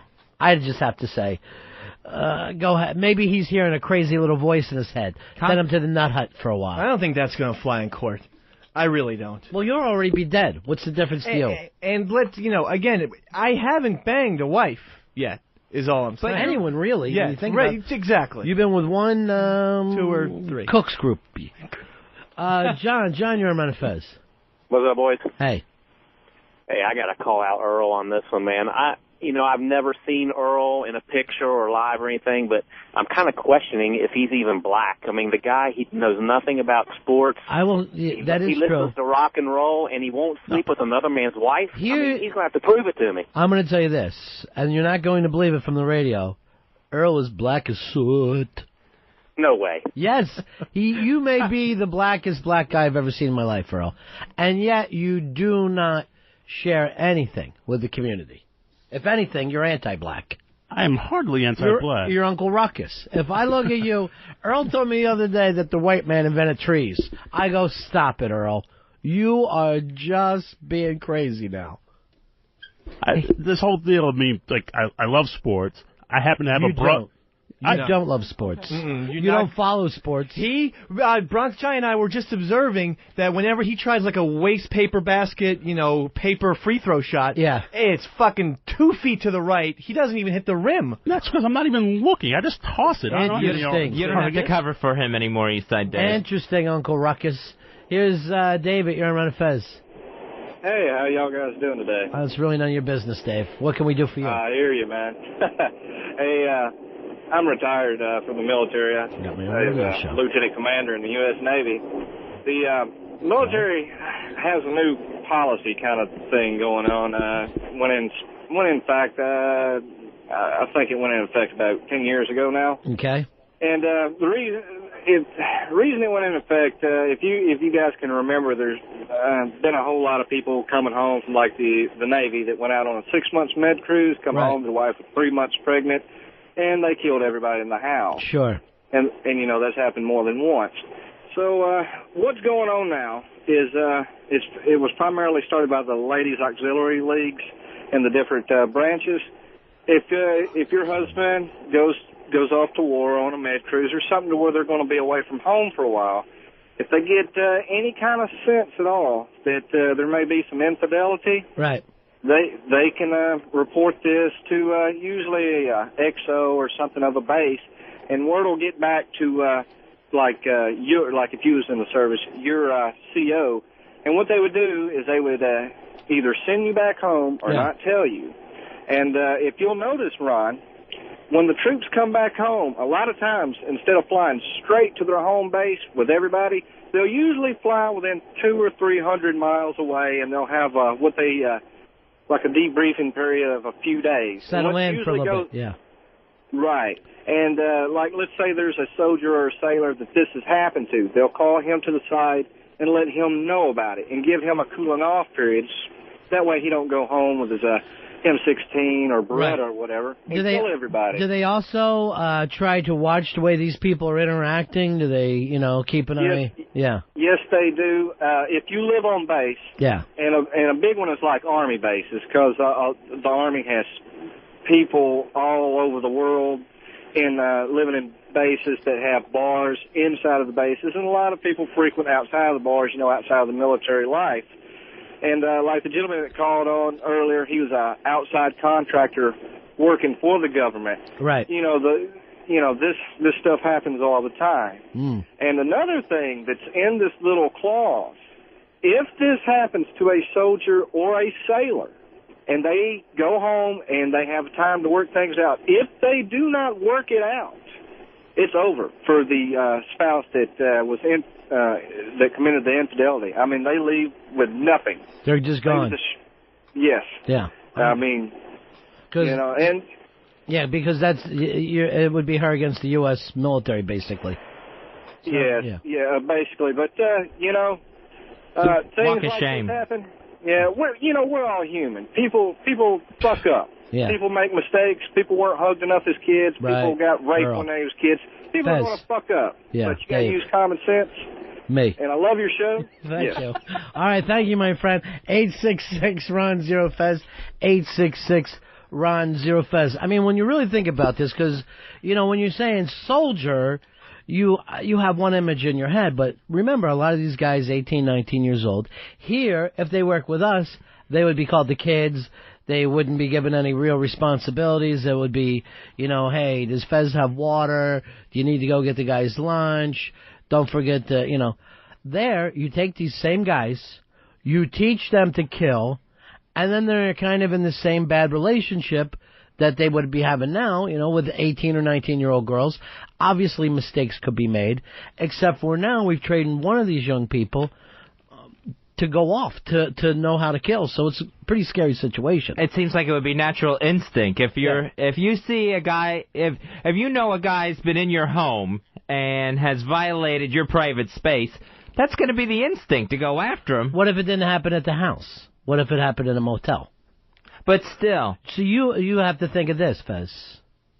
If you don't fuck it, right? Right. What's that make you? What does that make you? Patriotic?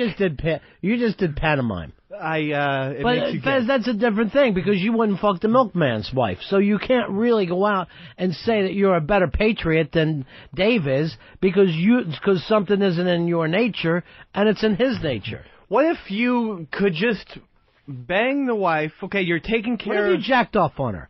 Is that so awful? No.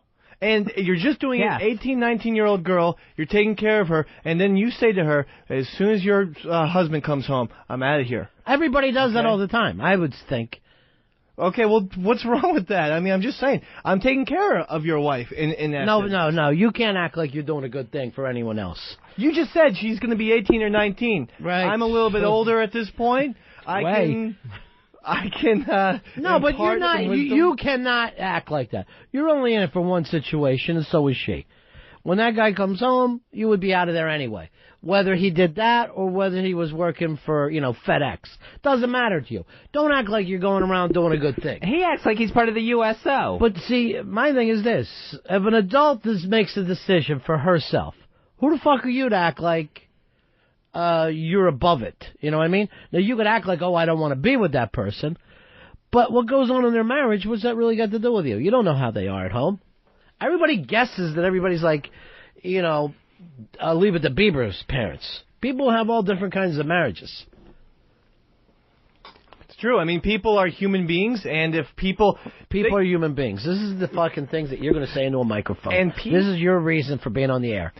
And dogs are canines. Okay. Here's Big Old Time. Big Old Time. You're on the Ron and Fez show. Hey, Ron and Fez. Yeah. How are you, buddy? I was just wondering if you switched the whole deal around and say you had the man at home and his wife went over there. That happens too, yeah. I mean, he's at home. All right, Fez, that would be yours. The wife is over. Right. The man goes to a bar. Would you? I would be so tempted, but I wouldn't do it to the woman that's serving overseas. But you're acting like you are somehow, it's a 3-person marriage. That you know what they want and what they don't want. You're above it all. So I should just take the person's word that it's okay with the person that's overseas? What other reason would you have for it? I caught The View a little bit, right? Uh-huh. This fucking, who's the Republican chick on there? Elizabeth Hasselbeck. She's married to, and I'm going to call him an NFL quarterback, but you should take a snap before you get that. She claims that in their marriage, an intimate conversation between a man and a woman, other than who you're married to, is cheating. Going out to lunch, getting into a deep conversation with anyone of the opposite sex, they view as cheating. See, I don't agree with that. But exactly. So would you have a conversation with that woman? Yes, I would have a conversation with her. You cheated on that marriage, though. You don't feel any responsibility for that? If I knew that was how their marriage was, I would feel responsibility for it. So if you knew that this guy said this woman can't go out and talk to anyone, you wouldn't talk to her. I would probably still talk. I just want to be honest. I would still talk to her. But you've been a part of them cheating on each other. The thing is, you don't respect their version of cheating. Right. Yeah. So this is all about you, is my point. It's really always about what you think is the intentions, not what the other guy is. Yet when you sit back and do this other one, and I'm not just busting you because I know you wouldn't do it anyway. I'm just saying society, you, me, everybody. You take this thing that somehow you've done something wonderful. I have done something terrific for my country because I didn't bang this woman. You probably wouldn't bang her anyway. That's my point. You or Earl or anyone else. So before you feel overly superior that somehow you've given a gift to the United States military, it's already out of your nature. Dave, on the other hand, he lives like a weasel, a ferret. He runs around picking at scraps where he can. Of course he's going to fucking do it, because that's his nature. This guy, 16 years old, drunk, jacking off on his neighbor, a divorcee neighbor's front door at 2:30 in the morning. Why? Why does he do that, Fez? He can't help himself. He can't help himself. Thank you. I think if we learn more about that story, too, we'll find out it was even an aunt, not just a neighbor. There was no relation. If that was a maternal aunt, seriously, you're off the show. There was no relation. I'm going to check. And if that was your mom's sister... You can call my mom.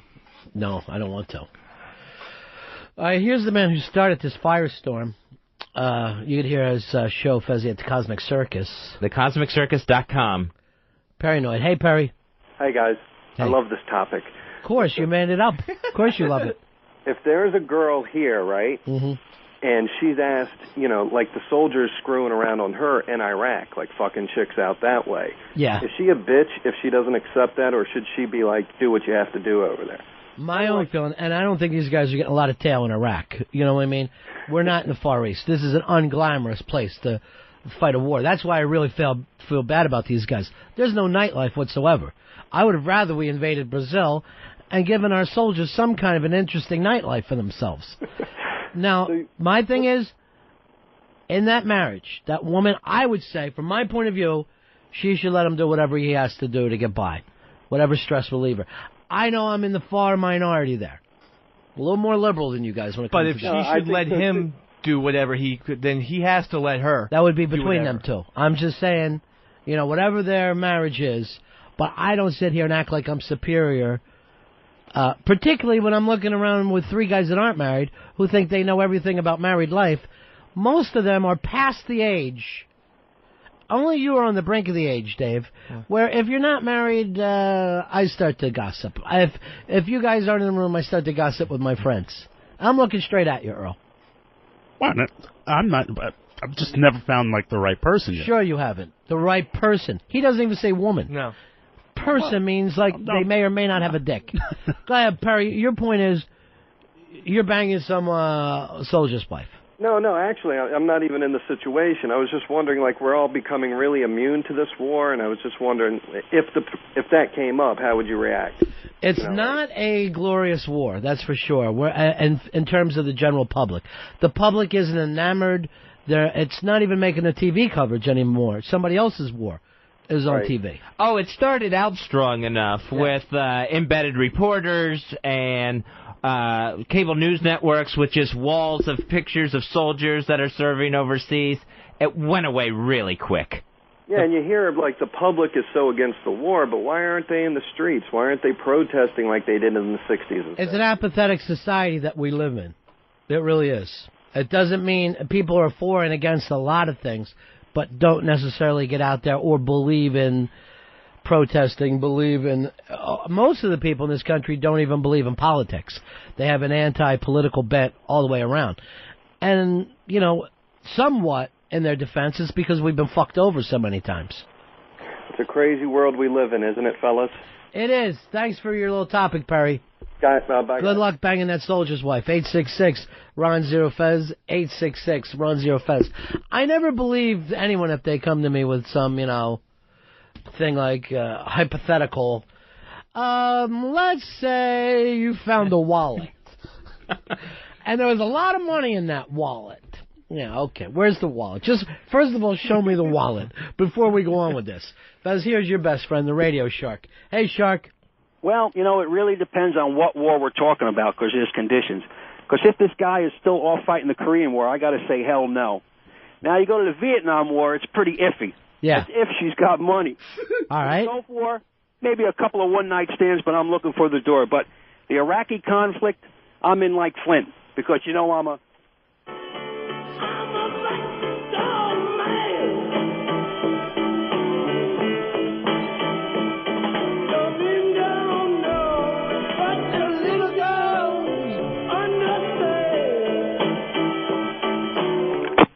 There you go. No, the fade voice out. of a nation. No, he doesn't believe in fading out. He doesn't have a he doesn't have a fade out. I don't know what he does over there. I already gave a good point, Fez. You're a Doors fan, right? Earl, Doors fan. Yes. Backdoor man. He eats more chicken than any man ever seen. Sometimes the Radio Shark is the only one who can put things into perspective. He's the only one that can come up with it. Here's Will. Will, you're on Ron and Fez.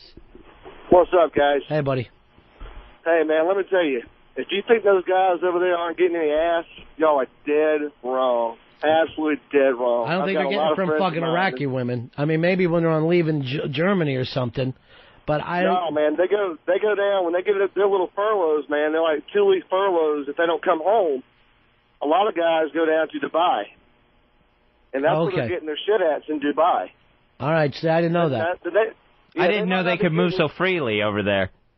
Well, I don't think they're moving around freely. He's saying they're being moved over, to Dubai. I think there's also... The guy's driving around in tanks and shit and rolling it over. Isn't there also a record number of female soldiers over there? So maybe, they're connecting that way. Banging each other. Yeah. But see, this always kills me. Now you're looking for some kind of moral out for yourself. Like, well, he could be, so I should be. In other words, yeah, you're still trying to lie to yourself, Dave. You need sexual gratification. I think that's the main thing. And I'm all for the soldiers banging the Iraqis and nurses, the whatever, women are over there for America. Nurses? The women for America are nurses or whatever, chefs. And then... Again, back to chefs. Everything was sex to you. It takes back to fucking chefs. Everybody deserves to get off. All right, so what is it, Cookie? So what's your point? My point is everybody deserves to get off. But you think that you would have dated more than just 3 times. No, but I spank it quite a bit. So what's stopping you now? Not here, I mean. He just pointed to Friendly. All right, he calls it that. There's no reason for you to. Thank you, Captain. Seriously. Captain and Friendly. That's the fucking team that somehow Earl and I have to beat every day. I think it's catching on. Seriously, you are. Captain and Friendly. Stuart, you're on Ron and Fez. Hey, guys. I just wanted to defend the position of the guys that are going after these women. I've been with like 5 or 6 married women, a bunch of other women that have been either engaged or had boyfriends. I have never once felt bad about it. Because if these little whores are going to go out and fuck me, that means they were going to go out and find somebody to fuck, so I might as well be the one that's getting the fun. All right, see, there's a term again, remorse. It's when you feel bad after doing something. Because you got caught, I guess. No, you don't even have to get caught to feel remorse. Then why would you feel bad? Because you feel afterwards you feel it's something you shouldn't have done. That it was the wrong thing to do. All right. I guess. Here's Sam. Sam, you're on Ron and Fez. What's up, fellas? Hey, buddy. Hey, that whole regret, remorse thing, that's a pussy emotion. If you're going to do something, you got to own up to it, my story's not about soldiers, but, I own a small business. I was looking for an employee. Rather than do the whole, ad thing, interview thing, I started asking friends if they could recommend somebody. Mm-hmm. Well, one of my buddies recommended his 19-year-old girlfriend. He fucked up. I'm married. I got kids. One thing leads to another. I'm currently fucking a 19-year-old girlfriend of one of my friends. He couldn't wait to say that out loud. He was dying. I'm currently fucking a 19-year-old girl. I had the feeling no matter what topic we were discussing, this call still would have come in so we could say it. I was going to say I have my own radio show, but that sounds like shit right now. Sounds like nothing. I feel like getting on top of a mountain and screaming Just make sure you don't say it in your... a 19-year-old girl. Just make sure you don't say it in your sleep. I'm fucking a 19-year-old girl. What? What did you say? All right, so are you a little worried about getting caught, though? Would your wife go off? You know what? I know I'm playing with fire. I'm not happy with my relationship, and that's probably why I'm doing what I'm doing. But it's so worth every little bit. Thank you for admitting it. Thank you for fucking admitting it, because everyone always says, nothing is worth running. Yeah, sure it's not. That's a fucking lie. All right, thank you very much. Such a hot little piece of ass. He woke up. You know what? For once, I feel like a caller's telling me the truth.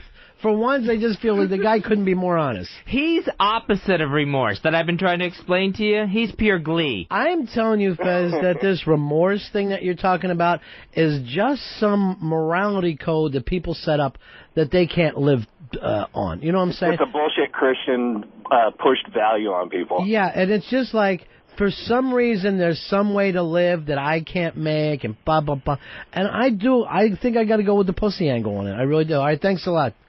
See you later, Tim. Thanks, fellas. No, it doesn't mean that you go around and fucking do, anything. But the thing is, you wouldn't do these things unless you wanted to. Why can't you own up to it? Why can't you say, here's why I did it, and this is the reason why? That's where the remorse comes in, where people get angry at themselves for wanting to do it. Well, how does that even make sense? How does that even fucking slightly make sense? I mean, basically, you're looking at guys that live in the closet or don't take a fucking shot or married someone that they're fucking lying to in the first place. Right. You know what I mean? You're married to somebody who you can't even tell them who you are. You can't say, this is who the fuck I am. This is how ashamed I am of what I do in my life. And that your fucking marriage is a lie. It doesn't mean what you did is probably so horrible, but the fact is you are somebody who doesn't accept you. And you don't accept yourself because you're living by somebody else's rules. I'd rather go through life like Dave, jacking off in the fucking Statue of Liberty and being able to live with it. Can't you have a strong marriage and still, like, you know, bang a chick on the side? I mean, I think you can, that's what I'm saying. But at some point, you and that woman have to say to each other, here's the way the world works. Right. You know? So she has to be cognizant of your actions. It's between you and her. You know what I'm saying? It's the way you two feel together. Some people don't like to say things, you know, don't like to be blunt with each other, but they know what each other are up to. Her attitude could be that she doesn't want to know. That's her part of the relationship. Who knows? Right. I'm not going to sit and try to guess and go, here's the way to do it. What always fucking cracks me up is when people act like because something works for them, they think it's going to work for everybody else. My point is this, though. This little remorse thing, this I'm running back, and why did I... it's a made-up emotion to make yourself feel better. Because you're not comfortable with yourself. I think there is a natural remorse, though, too. Like, I was just thinking what you were saying. I remember I pegged a squirrel in the head with a tennis ball, and that was like when I was 14, and I still feel remorse 14 years later about it. Whenever I see a squirrel, I feel bad because, I just really laid it on him with a tennis ball. And Did you kill it? I didn't kill it, but I think I crippled it. So you're sitting around worried... This fucking squirrel would have died years ago. Let's face it. Yeah, it's probably due to my fault. I don't know how the age... You eat meat every day. Where's your fucking remorse for that? Every day I see you eat a hamburger. Why aren't you crying over the cows? The cows are such dopey animals. I mean, you have to have some kind of athleticism. Squirrels can run up trees. People eat squirrels. Well, they Squirrels should. are to be eaten. That's a mistake. That's not a Why? mistake. Because this is my point. You set up these little things.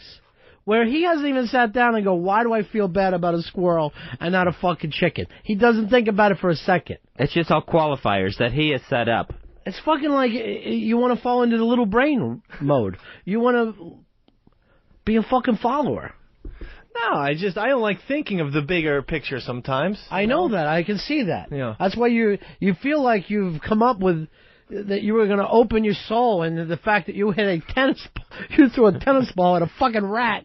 You thought 14 years ago you thought was going to make us all go, oh my God, thanks for sharing. Like we're sitting here at some fucking NA meeting. It ain't happening, bro. Which is something I felt remorseful about. You totally why? That's my fucking point. Because he was limping at the end, and he ran away like all crooked, and he was zigzagging all over the place, and I fucking can't get that image out of my head. Is this on YouTube? I'm dead serious. 14 years later, I can't get the squirrel. You know what? It scares me. The only thing that's bad, what if he couldn't get back up to his tree? Like he couldn't... Wait.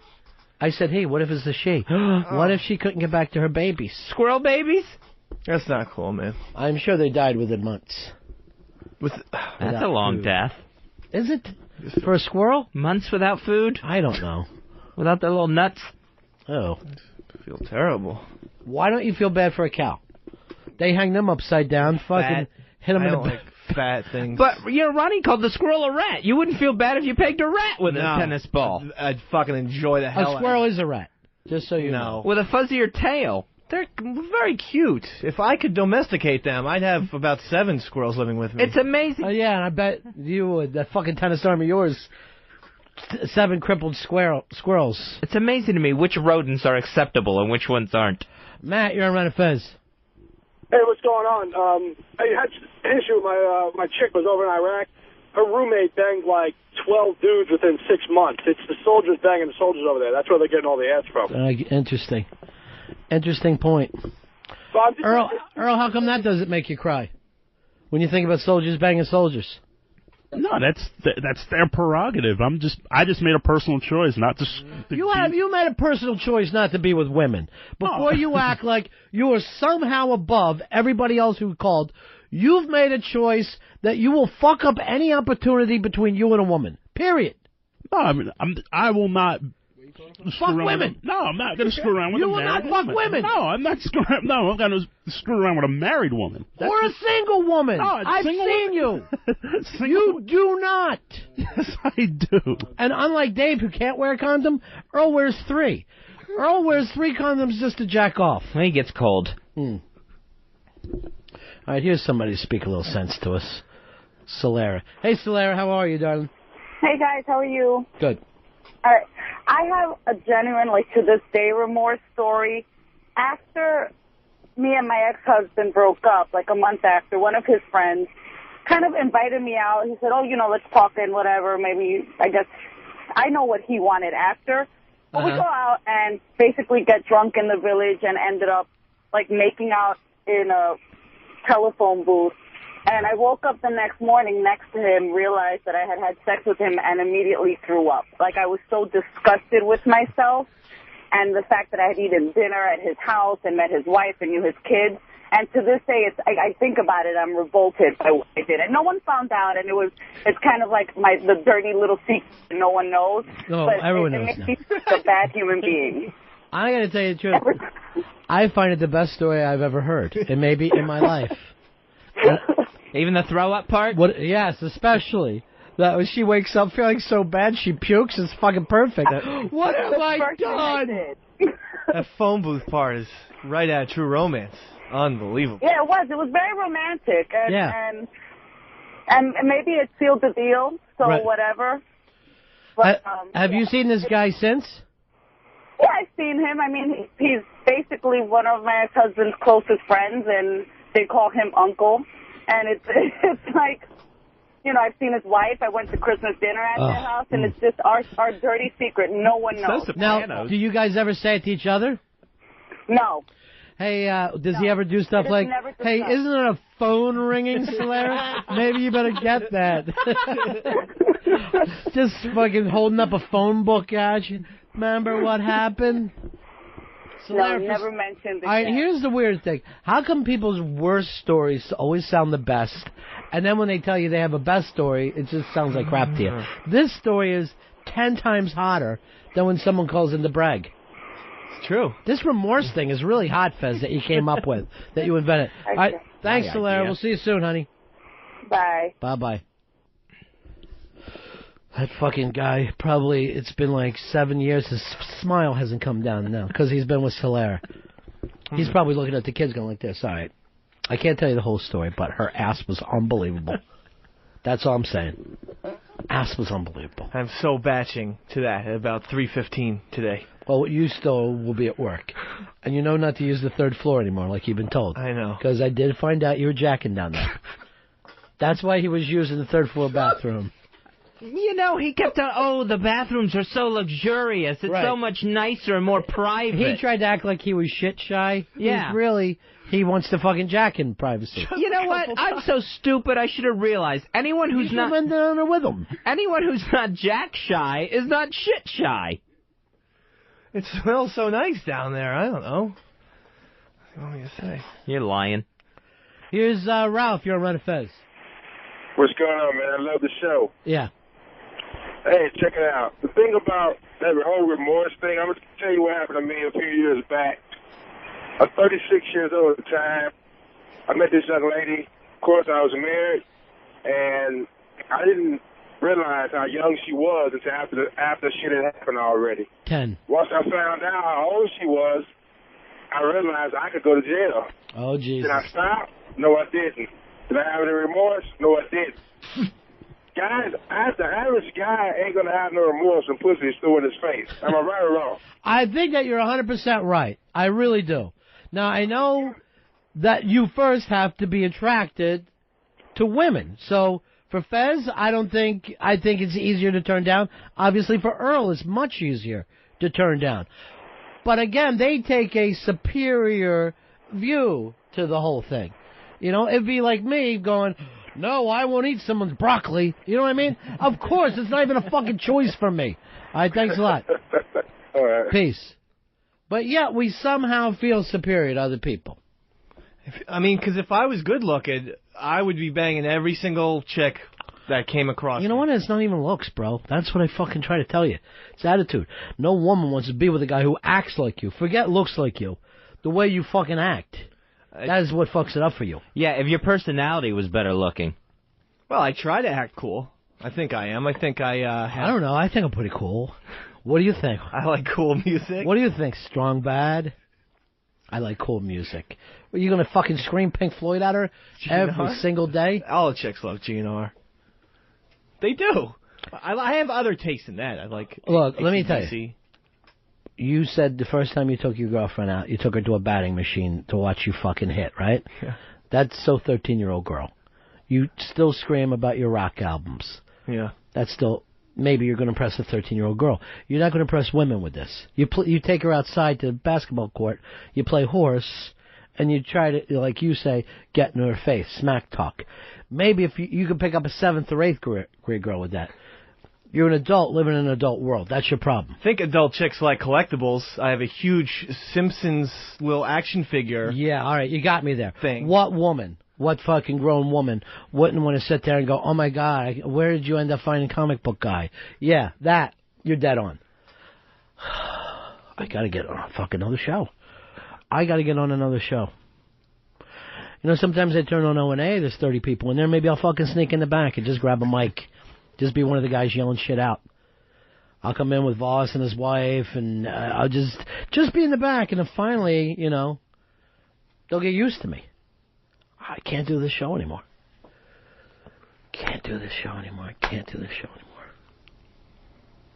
Sure you can. That's that little voice that Fez told me about. Is that me? No, that's me. That's Fez. Oh. There for a second, I thought I had a conscience. Tim, you're on Ron and Fez. Hey, these wives don't need to be remorseful, you know, if they screw around, because you got Jessica Lynch was over there just poom-tanging around. You know, I mean, if she could walk today, she'd be right back over there taking one for the team. Let me tell you, Jessica Simpson fucked all over the place, so people have a tendency. Other than Fez and Earl, people have a tendency to interact with the other sex. That's my point. It's only animal instinct. It's all it is. People Speaking of animals, I wonder how that little squirrel is. On crutches. I don't know. You know, I feel terrible about it, though. Here's Jack. You're on Ron and Fez. You know, Fez said he shot a lizard point blank with an arrow and stood and watched the life fade from its eyes. So look at the negative karma he's got, Dave. All right. Radio Shark. I don't know what happened with Bronx Johnny. He is just not the same. Fez, what did you shoot with an arrow? I shot a lizard way up close. I was a kid. Yeah. I had just read a Green Arrow comic, the superhero that uses trick arrows. So I had tried to make my form of a boxing glove arrow like he had in the comic book, where I wrapped this like a sock and some string, taped it all up to the front of the arrow, so it would be like a knockout arrow instead of a point. And then I went and tried it out on a lizard and got up really close on the lizard. I'd say probably within 6 inches of it, let it go, and just crushed that lizard's head. What did you think was going to happen? You know what? I knew exactly what was going to happen. You just didn't have the feeling, yeah. I didn't know, yeah, that is it. I didn't know how bad I would feel after I did it. Did it die? Oh, yeah, it just rolled over. Remember when you were fishing off the dock and you were trying to do a catch and release? Fez was trying to do a little... we're on our friend's dock down in Florida, and Fez thought, well, I'll catch it, but I'll just release it because I wouldn't want to hurt. And the guy's telling him, oh, yeah, they don't even feel it in the mouth. They don't have the same feelings because Fez doesn't fish. So he catches this little fucking fish, 6-7 inches. And, of course, the way he... Fez setting the hook, he fucking yanked it in, went in deep, tore out the fucking, insides. He took all of his time, so, reeling it up. He's not very strong. So this little 6-inch fish, it kind of swallowed the hook. By the time they dug it out, it was in bad shape. So they throw it back in the water, and Fez still doesn't realize that, the fish is too far gone. So it kind of flops to its side, right? Fez is going, oh no, someone's going to win a prize. So then it actually went so its tail was facing like the bottom of the a bay, right? And it was just looking up, and it seemed like it was looking at Fez, and it started sinking with just its face looking at Fez. He's crying like a woman. It was the wildest thing I had ever seen. Why God didn't give fish eyelids so that I couldn't see its open eye. I don't know why. And then eventually it gets to the point where you just see it sink into the darkness. Like DiCaprio in Titanic. Yeah, and then exactly. And then Fez is still doing, is it going to be all right? And I'm like, oh, yeah, once it gets to the bottom, they push you off. I mean, be good. I tried to follow it all the way down, and for as far as I could see it, hands on my knees, looking over the dock at it, and just hoping that I'm going to see this thing swim away any second. Any second now, this thing's going to just pop back to life. So then I tried to cheer him up by going, Fez, it's a fucking fish.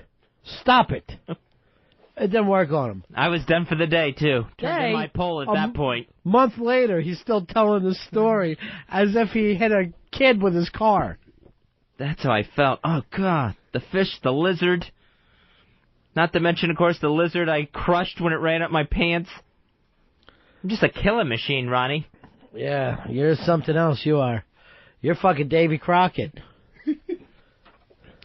Just the murder spree I've left behind me. Well, I'm starting to notice that.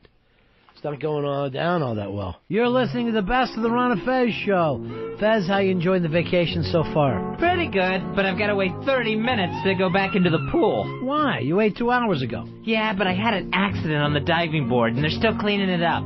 Thanks for ruining another vacation, shitty. Now back to the best of the Ron and Fez show. Brand new documentary coming out right now, Fez, and you can pick it up on DVD. Yeah, the DVD documentary is Let's Rock Again. That's from director Dick Rude.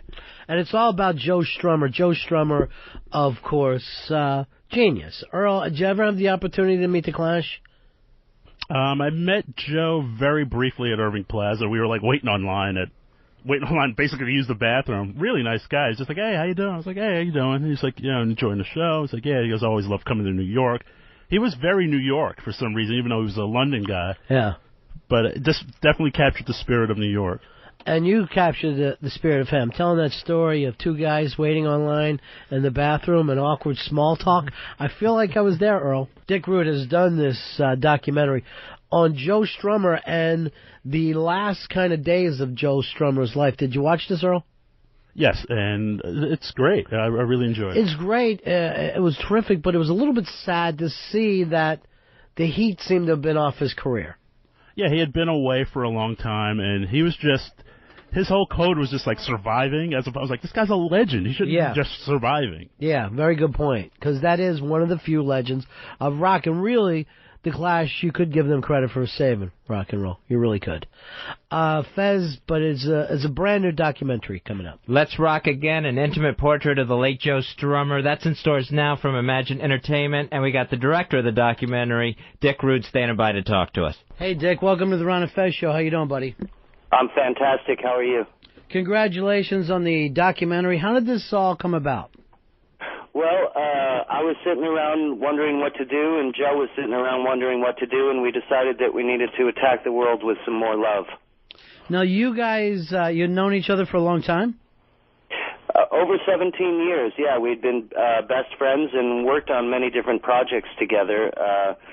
He co-starred in Straight to Hell, which I co-wrote and also starred in, and we did a film called Walker together, and then we did some recording together, too, here in L.A. for the Earthquake Weather record that he put out with Joe Strummer in the Latino Rockabilly War.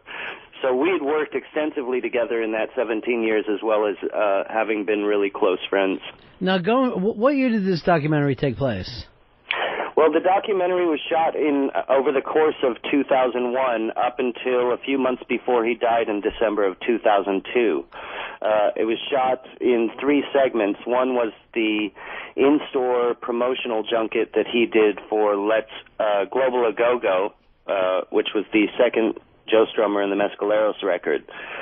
So I interviewed most of the press stuff on that tour, and then later in the fall the band toured the record across the U.S., which I also filmed. And then a year later, I got an email from Joe, which was extremely unusual because he didn't know how to use the Internet. And he was begging me to come to Japan, saying that they had worked up a crazy version of Iggy's 1969. So when Joe begs you to come to Japan, you go. And I filmed another 10 days there. Now, it was kind of an odd time in his career. It's kind of a lull there for him, right? Well, according to his own words, there was an 11-year lull in his career. Right. From an outsider's perspective, you have to really take into account all of the work that he had done. He was actually prolific in those 11 years, doing soundtrack work, acting in films, and doing a radio show for the BBC, which was reaching over 40 million people at a time. But he was no longer in the United States drawing folks the way, if he would have got back together in the Clash, they would have pulled off. True. You know, I think people were always pining and hinging their wishes on that Clash reunion star, but I don't think that was what was on his mind. He was looking to move forward and keep creating in new ways. Yeah, he did seem to be very comfortable in his own skin, very okay with the fact that the shows at least weren't selling out or as big as some people wanted to be, or the albums weren't selling as much. What do you think that was all about? Is he didn't really have the normal rock star kind of air about him, right? Well, I think that's pretty much, you nailed it right there. Joe was never really concerned with celebrity or fame or ego, and therefore he allowed himself to maintain his integrity and humility, and through that his music remained honest. And so for him, it really wasn't about being the rule of the roost as much as it was about just making great stuff and having people have the chance to listen to it. So I think his focus really was on just getting the music out to the world. And you have to understand, like with Strummer, even though he was a brilliant musician and was able to reach so much around the world with his music, he was also a great proponent of other people's music. So his life kind of was dedicated to turning people on with music, regardless of whether it was his or his friends or somebody that he heard yesterday. Well, I mean, also from the documentary, the music never left him. There's some really great performances in this documentary. Yeah. For you traveling around with him, did you feel like, at least in America, that people got the fact that this was kind of a gift, that the fact to even have the opportunity to get into this guy, were the people there for him? You felt like the people who were in the audience? The tour across America really did draw a good crowd in most places. I think the only reason that it might not have is because people just weren't aware that there was a Joe Strummer in the Mescaleros. And so really that kind of became the theme of the tour as well as of the film, which is how do we get the word out as an alternate means to these people to let them know that there's some cool stuff happening here. And when there were, the audiences that did show up were diverse. There were older people that were into the Clash as well as the Mescaleros, and younger people too. So they all seemed to know the new songs and the old material. And my bet is that had he lived through the release of the third record, Streetcore, that he probably would have regained that Clash audience and been pretty successful again. Well, you came up with a good point about people not getting the message because of what was happening. The scene that you shot at the Atlantic City radio station, where he decides just to go into a radio station, and you saw that the guy really didn't know how to put it together, that something cool had happened, and you could see that he's running the programming off the computer. He didn't know how to make the breaks. He has fucking Joe Strummer walk into his room, but it felt like he no longer had, like, the radio didn't have the love of the music anymore. Yeah, it's a tough sell. The music business in general kind of turned on its head, and whatever corporate control that was going on tightened even more so. And so, as Joe sort of espouses in the movie, in order to find cool stuff, you got to go out there and dig it up. all we're getting is what people are shoving down our throats. Thank God for satellite radio and people like you that are giving us the chance to be turned on, you know, because otherwise it's really about the big dollar and what they want you to listen to and what they want you to buy. So I think that, you know, that whole radio station episode in the film was done quite tongue-in-cheek. I mean, basically we were sitting around at the casino going, what do we do now? The gig isn't for hours and the sound check isn't for hours. How do we get people to show up? And just as a laugh, we decided to show up at that radio station to see what we could do. And the fact that they did in the end know who Strummer was, and brought us in and did promote the show is, I think, a testimony to his longevity as a musician, you know? But, you know, here's the thing that killed me, and I mean, it is everything that I do hate about radio. He's got Joe Strummer in. He realizes there's no way on a Saturday afternoon Joe Strummer should knock at the door, but he doesn't know how not to go into the break. Get fucking fired. You know what I mean? This would be the perfect thing for your radio station, is to shit can that computer for 2 hours and let Joe Strummer play anything all he wanted to play. It's a terrific documentary, and you got a lot of cool stuff in here. We're talking to Dick Rude. His new DVD is called Let's Rock Again, an intimate portrait of the late Joe Strummer. That's in stores now from Imagine Entertainment. Well, you know, it's kind of interesting that you did this with your buddy and you shot it, and then because of the circumstances of losing Joe, that this has turned into a piece of history that we wouldn't have had. You know, it's really odd when you think about it. Some divine inspiration got me on the track where I ended up making this film with Joe before he died, and being allowed to share his last message with the world was truly a blessing and certainly a highlight of my life. You know, I don't question it, and I certainly didn't once he died. I knew that really it wasn't about me. The universe was demanding this. All right, Dick, thanks a lot for being on, buddy. All right, you guys take care and keep up the good work. All right, talk to you later. Thanks, Dick. La madre chingada es lo mejor de Ron y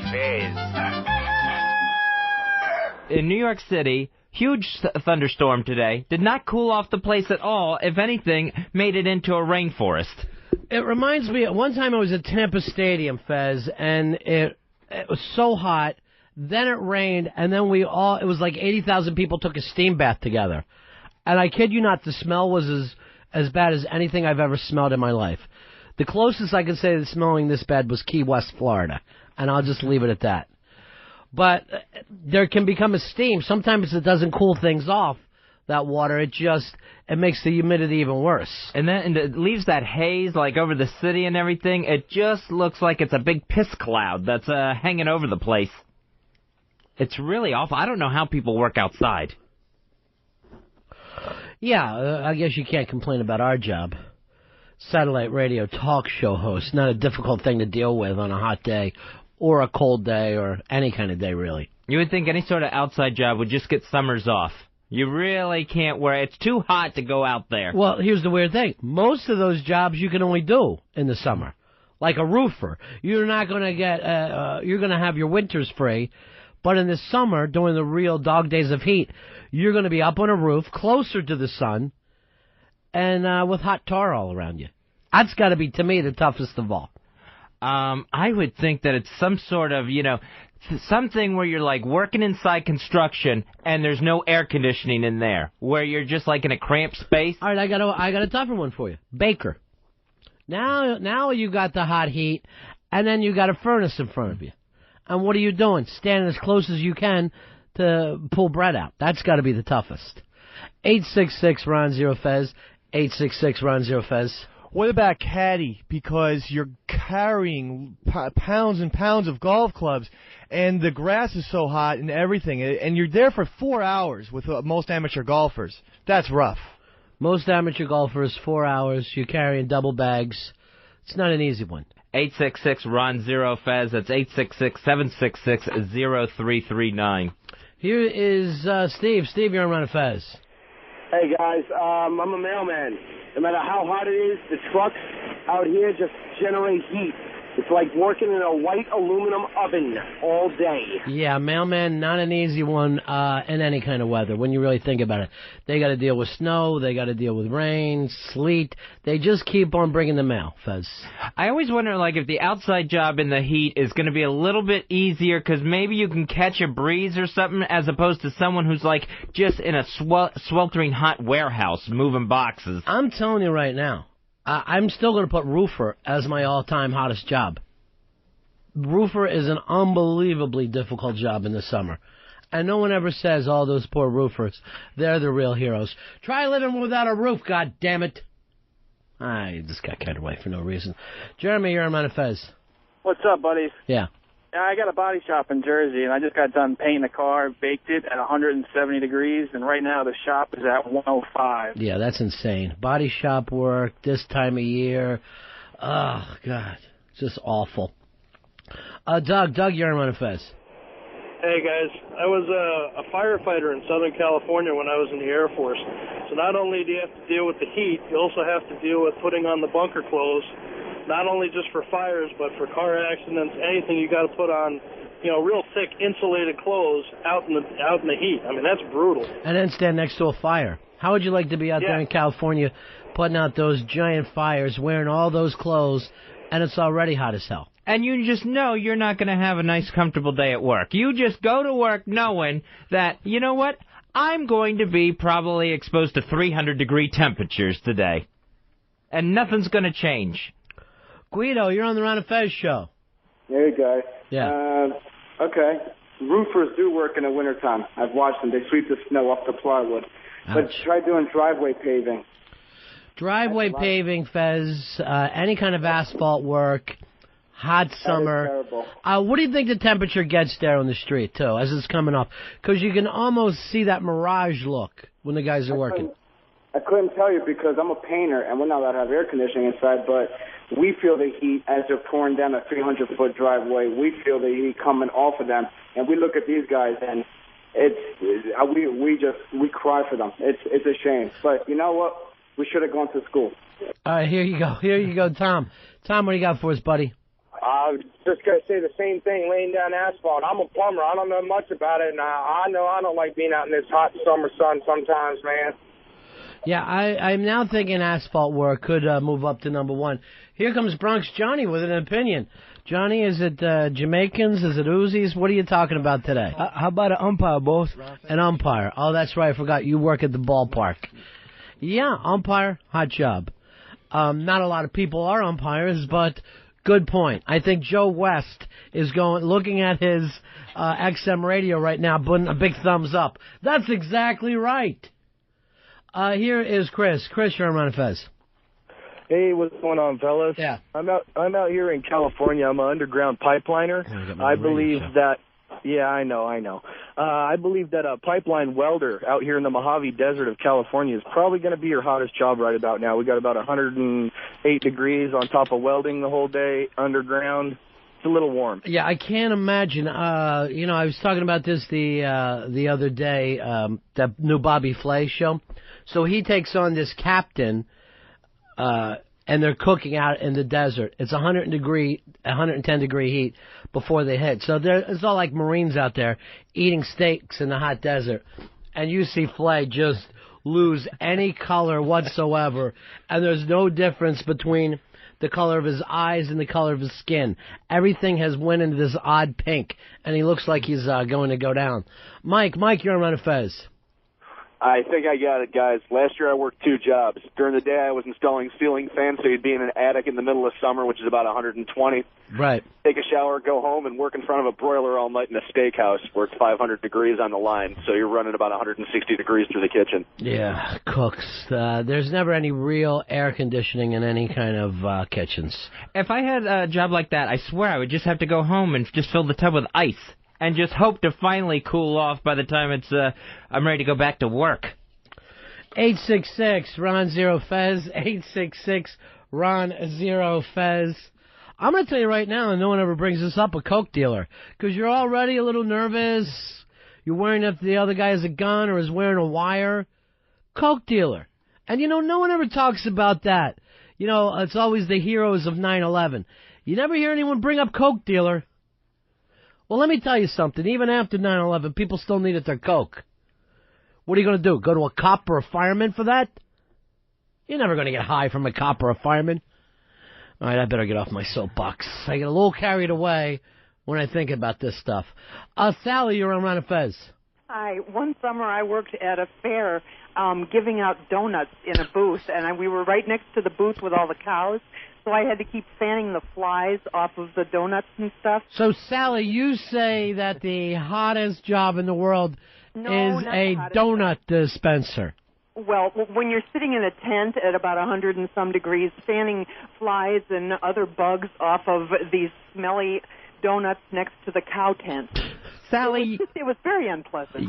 You could always go on the tilt-a-whirl and cool off with a nice breeze. A lot of these jobs don't have fair rides to go on. You know how to get onto if you're in the carnival and you walk up to the ride, you know what you say? No. I'm with it.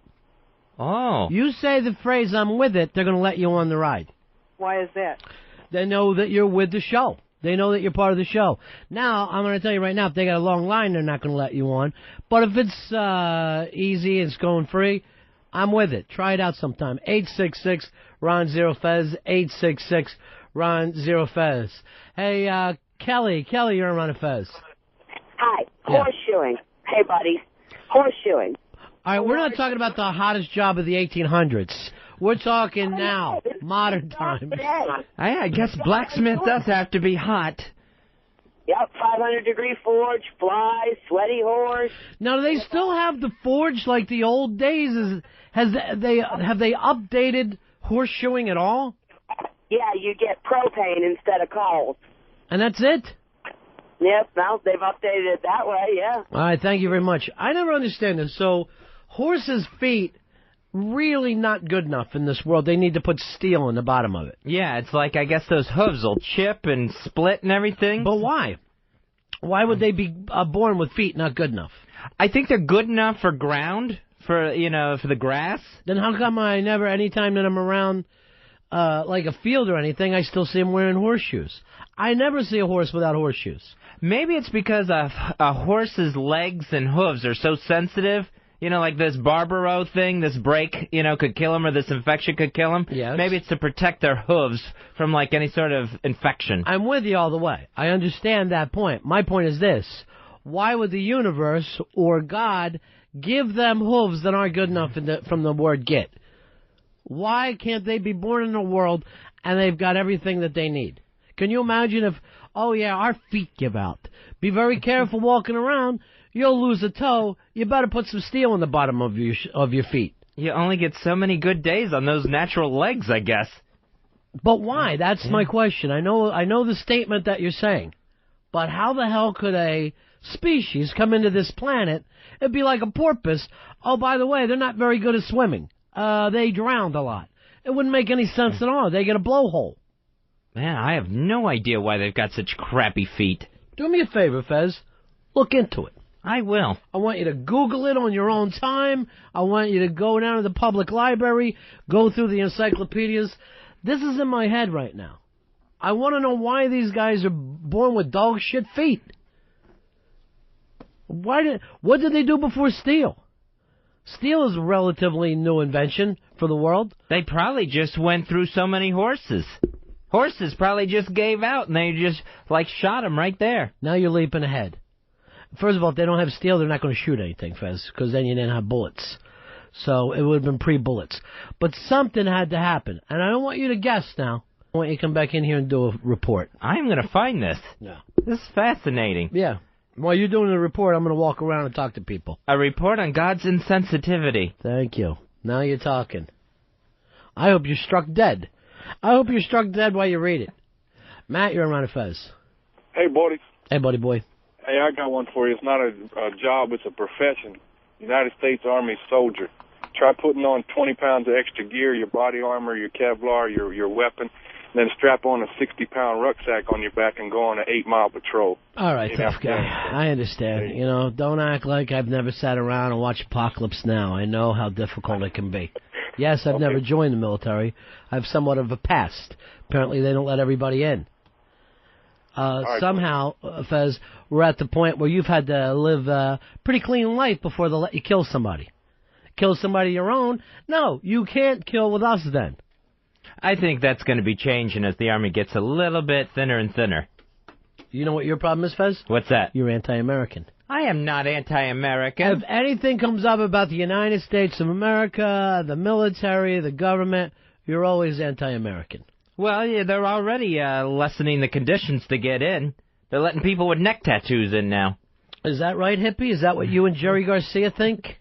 Is that what you're, is that the big discussion over bong hits? I am not a hippie and I don't smoke the weed, man. Let me tell you something, Fez. This is a world of walls, and we need men on those walls. Are you going to do it? Or any of your Upper East Side friends going to do it? I think not. Here is Adam. Adam, you're on the Ron and Fez show. What's Fucking up, rambling buddy? today. Hey. Hey, yeah, I work on generators, big diesel generators all day long. Those things stay hot while it's 100 degrees outside. All right, so what kind of heat are you looking at? Right now it's been about 100, 102. Well, what kind of heat's coming off those generators, off those engines? The exhaust, man, you're getting 800 to 1,000 degrees. It's got to kill you, Fez. You can't last in that. Yeah, You're wearing that's got to gear kill all you. the time? Yeah. All right, thank you very much, Adam. Thank you very much. I know you don't have anything anti to say about that, Fez. You're all pro that. Still comes up to the U.S. military. Here is Abe. Abe, you're on Ron and Fez. Hey, Ron and Fez. I just wanted to say here in Arizona, it hits 120 degrees. We're not battling temperatures here, Abe. What'd you say? I know, but we're saying hottest job to work. Those poor Mexican construction workers. All right. I mean, they have to work out the 120-degree heat.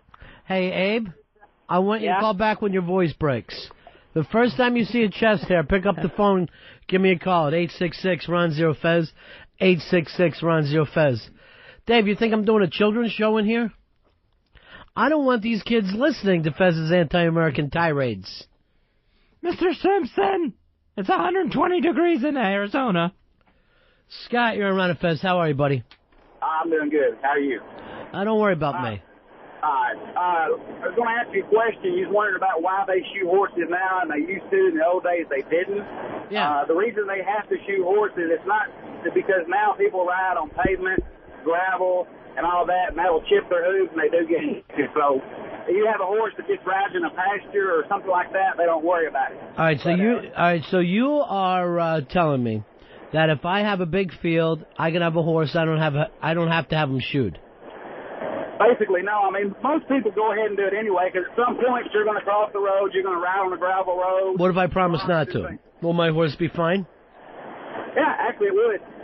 All right, thank you very much. Uh-huh. So, Fez, your report came down to nothing. It was really only if you go on a road, otherwise they're fine. So the way God supplied them, perfect. It's the fact that we had roads threw everything off. So it's not God's fault in this case. Go find out why you got to put tires on a car. It drives me crazy why that has to happen. Well, I think the rims will melt. I was joking. With this heat. Here's Scott. Scott, you're on Ron and Fez. How you doing, boys? Yeah. Hottest job, college professor. Summer classes, girls half naked. It's air conditioned in there. Their nipples are sticking out. Trying to teach in that environment, unbelievable. You have no idea how hard that is. You know, when you're a college professor, it's basically kid in a candy shop. It's just the worst possible thing. Every day you're just sitting there going, which one of these stupid girls will I bang? The blonde. Give me the blonde. Let me tell you, boys, I was ugly 30 years. Got a PhD. I'm handsome now. Everybody thinks you're distinguished. That's what you are, my friend. What do you teach there in college? Neuroscience. See, that's what I'd like to do. I'd like to have a PhD in neuroscience, Fez. What would you do with it? Impress people. Fucking show it off all the time. Bring it up every time there's an argument.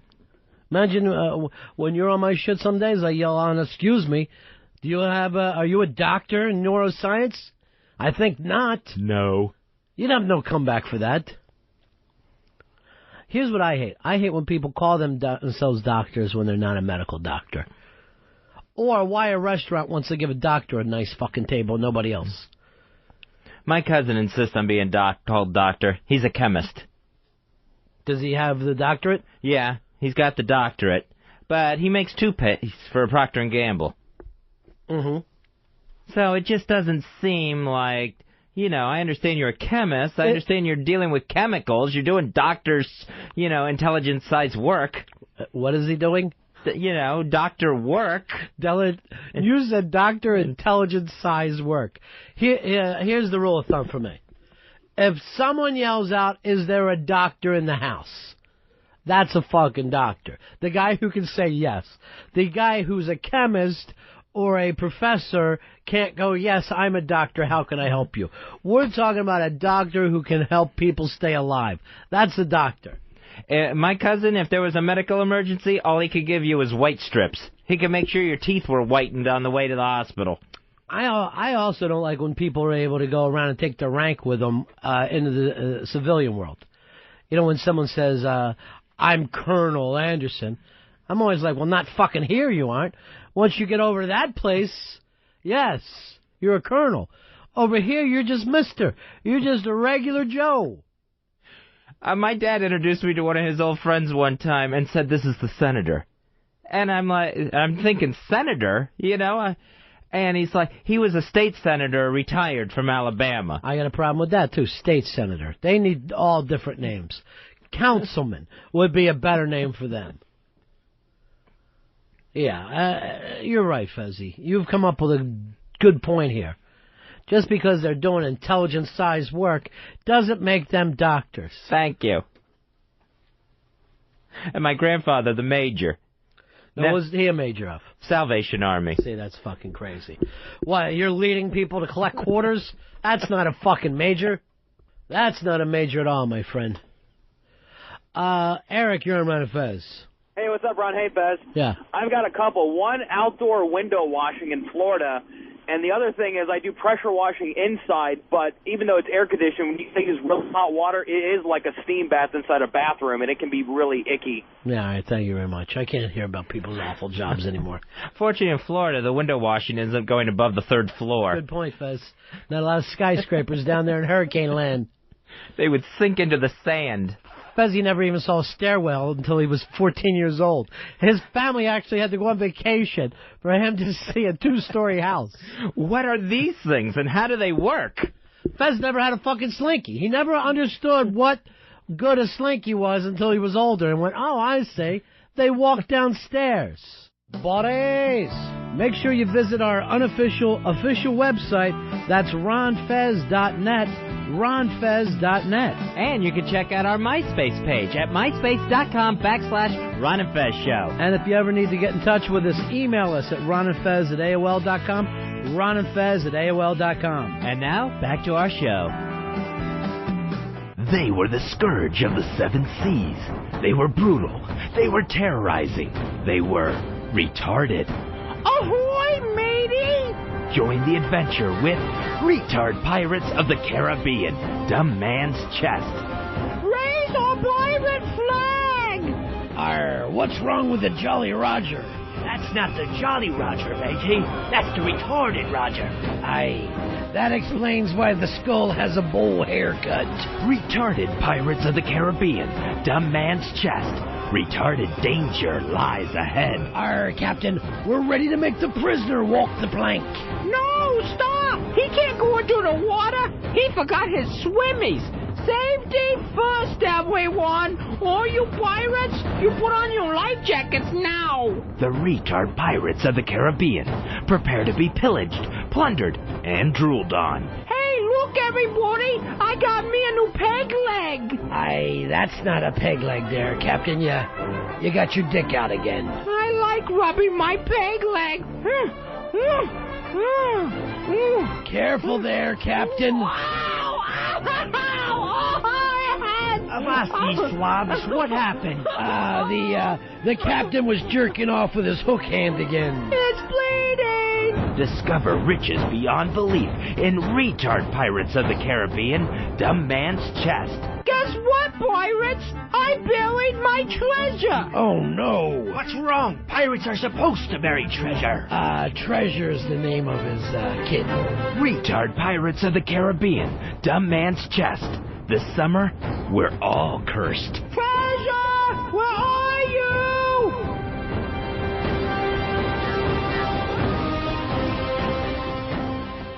It's the Ron and Fez show, and we're on vacation. What's the matter, Fez? I have a terrible feeling. About what? That we didn't do something. We took care of everything. Believe me, we did. Did I turn off the coffee? No, I did. Did you lock up? Yeah. Did you close the garage? That's it. That's it. No, that's not it. What else could we be forgetting? Earl! I made my family disappear. Now back to the best of the Ron and Fez show. You know, I would always think it's one of the real romantic jobs to be a farmer. Like, in the back of my mind, I don't know what I have that go and start a farm thing, but it's more of a fantasy. You know what I mean? It's right. Like, but it just seems like it would be a lifestyle that makes sense because you would be tied in with the earth, and you would actually be doing something. You know, not sitting around telling fucking jokes with your friends, but giving something back to the planet. Food, nourishment for people. And you stay in remarkable shape, too, because you're lifting stuff, you're planting stuff, you're digging. So now it's all about you, Earl. No, I'm not. You know what? If I get a farm, my fantasy farm, I want to make you sharecropper. I'm going to have a little fucking tar roof shack back out there. I want you to set up a scarecrow with a Brer Rabbit, the whole damn thing. You give me a fair wage? What I consider fair. I mean, what I promise you in the spring and what happens in the autumn is going to be two different things. In the spring, we're going to shake hands and you're going to feel happy. In the autumn, you're going to worry if you can feed your babies. You ever had that in you, though, Fez, being a farmer? Farmer I never thought of. I don't have the work ethic. Don't get me wrong. And I don't think I want to raise, there's something about corn or beans. I think it would just be really great to look at that and see what you're doing. Yeah, it'd be nice to live the lifestyle without having to do the work. Well, I don't want to be a gentleman farmer. I don't like the idea of that, just some guy, smoking pot in the middle of a field. I would love to grow weed if they ever would legalize it. I think that would be very hemp, as I like to call it. I think that would be very romantic. But there's so many jobs that I would love to do, but I just don't have the work ethic. I don't have the background. I don't have that self-sacrifice. Now, with me, it's like an author. I would love to be the author that goes up to a cabin and writes the novel, takes a few months off to go write his novel up in the cabin, and everyone's waiting for my next book to come out.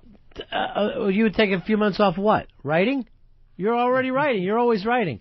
But, yeah, that is a nice image of you. You got a bottle of scotch, and then that just kind of, it's always brilliant in your mind, and then really you end up just signing books. That would be... I would rather sign books than write them. If I could sign other people's books... It's like J. Peterman. Yeah, I would love it. That'd be the fucking best job ever. And just have that thick manuscript when it's all done being printed out, that you take to your publisher. Here it is. The book's done. And then the publisher says, thank God, Fez. Another one. And then we open that bottle of champagne that we always keep once the book is done. Earl, you got a dream job, a fantasy job like that? It's kind of weird. I always wanted to do or be a part of a play-by-play team and cover a baseball team all year. Oddly enough, if you do it with radio, it's not all that difficult. I mean, it can be accomplished. If you would have worked for it, you would have been able to pull it off by now. No, but those guys, when they get those gigs, they stay in them forever. It's like being in them. Yeah, who would want to give it up? Who would want to leave? I mean, you're part of the team all year. You get complete access to the players. And then you're in spring training in the winter. Your winter is spring training. The only thing is you got to be a homer. Oh, yeah. I mean, but that would be easy for me. But oh, yeah, it would be. I forgot. I forgot the way you treat me, like I'm the Yankees. Ron wins. Ron wins. No, but imagine, you see every major league park. You travel like a king. It's nice. You're staying at all the best hotels. Now, is it just baseball? Would you want to do basketball or football or just baseball? Yeah, definitely just baseball. I mean, basketball would be close. That's the radio sport. Yeah. That's the sport where the radio guy is well known. Yeah, I mean, you're basically you're with it with the players. If it's a cold game, you're sitting in that cold booth with the players too. Those Yankees announcers are the worst. They're the worst homers though in all professional sports. That's just because they're your team. Every team has those homers on the radio. They're just like, especially when you got a really losing team. You're 60 games back and you got to just roll with it. I listen to XM coverage of Major League Baseball. I listen to the White Sox-Red Sox game, and the White Sox radio guys are the worst. It'll be like a White Sox game. Bases loaded. Here's the pitch. And he struck out. We'll be right back right after this. Matt, you're on Ron and Fez. Yeah, I want to know if we could hear an Earl home run call, because I don't think he could get excited enough. All right, Earl, why don't you call that? And I want it to be a walk-off. I really want it to be a big home run, game-winning home run. Okay, we'll use A-Rod. Mm-hmm. It's like 2 outs, 2 on. Yanks lead. I mean, Yankees can't be leading. Yanks are down. Are you fucking play-by-play or a cheerleader? Do a play-by-play voice. Okay, A-Rod steps to the plate. It is 2 on, 2 outs. Yanks down 4-3. Here's the windup and the pitch. Fly ball deep left. It is high. Far back. At the track. At the wall. Game over. Yankees win. Yankees win. A-Rod does it again. That was so unbelievably bad. Yeah. You actually even had the voice of an 8-year-old. That was awful. Just the voice of an 8-year-old. He's just ripping off John Sterling. He's actually doing the Yankees broadcast. The black John Sterling. The it is high, it is far thing has been John Sterling for 15 years. Why don't you have your own, Earl? No, it's just the first thing that popped into my head. Cause, somebody else's, like any line you have. I'll be the first to admit, Sterling is the absolute worst, but I mean... But you're doing him. Yeah, I mean... You're stealing from the worst. Let me go to Eastside. Eastside, what is your dream job? Like, if you could actually get it, that you would like to tell people you do. I believe I could actually get it would be the host of Family Feud. Because that's been my favorite game show for a long time, and I know everything about it, and I could do a good survey. You know, I have passion for that Who's show. your all-time? All right, rank the all-time guy. Well, we all know Richard Dawson's number one. That's it. He's number one. There's no. Ray Combs was better than people thought, and he was a very close second. He was a good guy. Third would be this new Tool Time guy, and then Louis Anderson, because he was horrific. Richard Karn, his name is. You know, I saw Louis Anderson the other day. He's at he's playing in the World Series of Poker, and he says, "I'm not a card shark. I'm a card manatee." I'm like, please, stop putting yourself down for 25 years. Either lose some weight or adapt to it and be comfortable. Stop calling yourself names. Go on Fit Club. Paperboy, you're on Ron and Fez. Hey, buddies.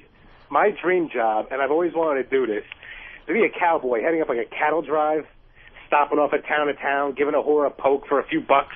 Yeah, but does that even exist anymore? I mean, you know, no, probably not, but... I think they're moving these cows with trucks. I know there's a couple cowboys out there, but it's not big as it used to be. Yeah. And there's no whorehouses for Western guys to come through. He's wanting the job and a time machine to go with it. Yeah, you can't have a time machine. He wants to walk into a saloon. No, for me, one of the things being an architect, particularly large bridges, is that I could be walking around with that big tube under my arm, and I want to wear a white shirt and tie, but a hard hat. So I fucking fit in either one. You know, and I got in my mind, and I don't think anyone ever goes, I'd like to be an architect and build really small buildings. You want to build the biggest building in the world, Fez. You want the giant dams. Yeah, you want the landmark that people are always going to say, that's a Bennington building. I'd just say, who's John Galt, is what I want them to say when I'm walking around. Here's Jay. Jay, you're on Fez. Hey, I want to defend John Sterling. I think John Sterling's all right. Start listening to some of these other, when the Yankees are away, you listen to the other games on the XM, these guys are like, bad. How do we pick up the XM feeds? Is that each town that's selling them back, or how's it done? It's where the home team is. You get the home team feed, and then in the playoffs they'll give you both feeds for home and away. It's really exciting to be able to. I mean, years ago you would have had no idea what the other guys' play-by-play is. So to be able to sit there and listen to the local Dodgers game, because when I left Philadelphia, and I'd have to watch Philly games, and normally they're playing either the Braves or the Cubs, I'd be fucking furious watching these games. I cannot believe the shit I am hearing. I'm trying to be happy, and you're acting like this is a bad game. It's the worst when you have to hear the other team's announcers calling it. It's like Earth 2. It's the sickness. Well, what the best thing is, I just leave the XM on for the scores. You know, like I can flip through and just check all the scores, and then I'll just leave like Howie Rose on just to listen to the Mets games. Here is Rocket. Rocket, you're on Ron and Fez. Hey, guys, I just wanted to say my favorite job would be astronaut. Everybody loves driving vehicles and the feeling, you know, and then you put on that big, giant spaceship, you know, and... All right, yeah, my astronaut fantasies normally have me back on Earth and walking out there and telling people I'm an astronaut. I like the whole astronaut/senator. You know, use that astronaut like a war hero thing in the background. A nice John Glenn feel to it. Yeah. The astronaut thing is fine. I don't want to go into space, but I wouldn't mind one of those ticker tape parades when I've returned from a mission. I would love a ticker tape parade for myself.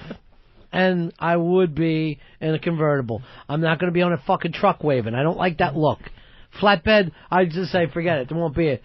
I got to be in the back of a convertible. Or any sort of dinner honoring me as an astronaut. I would enjoy that.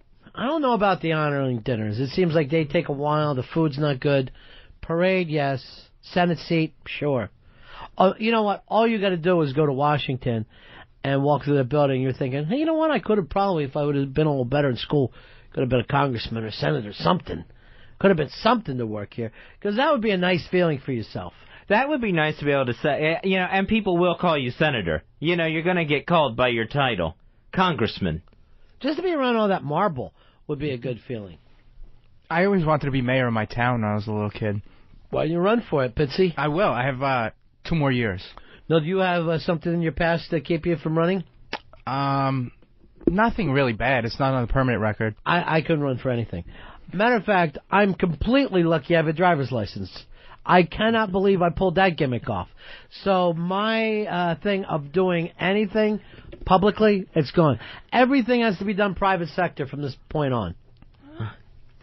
Mark, you're on the Ron and Fez show. Yeah, my favorite, my dream job is to replace that fucking piano on your back, Fez. You want to hear it? 10-second audition. Go real quick. Say, Ronnie, fuck me in the ass. I'm afraid of everything. Bye. You know, I hate to say it, but that guy was amazingly good. He was not. There was nothing good to that. Which one of you is saying that? I'm saying that. Fez is. Mark? No, Fez. Okay, I can't tell. I cannot tell. Gary, you're on Ron and Fez. Hey, what's up, boys? I just got my dream job. I used to tow cars, and if I was doing a windshield in a car one day, I got a job moving cars for movies. So you move cars for movies? Yeah, you drop off the car, and you hang around on set, you stuff your face, and then you take your car home. Believe it or not, you know who does the same thing? The Radio Shark. He has cars that he rents to movies. It's the biggest gig. It's absolutely hilarious. I would love to do that too. Sleep. Yeah. You know, where else will your boss say, hey, go get some food and go take a nap for a few hours? But here's the thing too. Could you imagine watching a movie just to see what your car looks like? Like I do it now. You know what? That's fucking not bad. Really, I love that movie because the car looked fantastic. Here's Gil. Gil, you're on Ron and Fez. Hey, Ronnie. Yeah. What I always wanted since the Food Network came on, I want to be the celebrity chef, want my own joint, basically be Flay, have the celebrity wife. I know, Bobby Flay seems to be the dream guy. Now, this is weird. When I grill, I'll find myself talking. No one's in the background. And I'll go like this, then we just add a little garlic. And see that the whole time I'm cooking, I act like I have my own little cooking show. You got to be a fucking mongoloid retard to do such things. And yeah, try not to. 866-RON-0-FEZ. 866-RON-0-FEZ. Hey, Jim, you're on the Ron and Fez show. Hey, buddies. Yeah. Yeah, my dream job is to be a comic book writer or artist. That's a great one. I would love to do that, even though I wouldn't want to do all the work again. Well, no, here's the thing. You have to, in your fantasy, you have the talents to take care of it. Oh, okay. You know, like, right. It's like, if you're in your fantasy, it works out fine. You don't want to have a fantasy of where you're an astronaut and then you're panicking on the launch pad and you have to get out of the fucking shuttle. You're able to do these things. Jason, you're on the Ron and Fez show. How are you? Hey, Ronnie, my dream job is to be a porn star or a rock star, because either way you get to bang hot chicks. Yeah, but you know what? There's such a shelf life with the rock star thing. And, like, I just feel like that coming back down thing looks just awful. I hate to bring up your boys, Poison, but it's got to have shaken them that they're not where they used to be a little bit, you know? Yeah, and the point of when do you take off the spandex if nobody's telling you to? When do you stop? Yeah, exactly. When do you quit teasing your hair a mile high? The Ron and Fez Show. XM 202.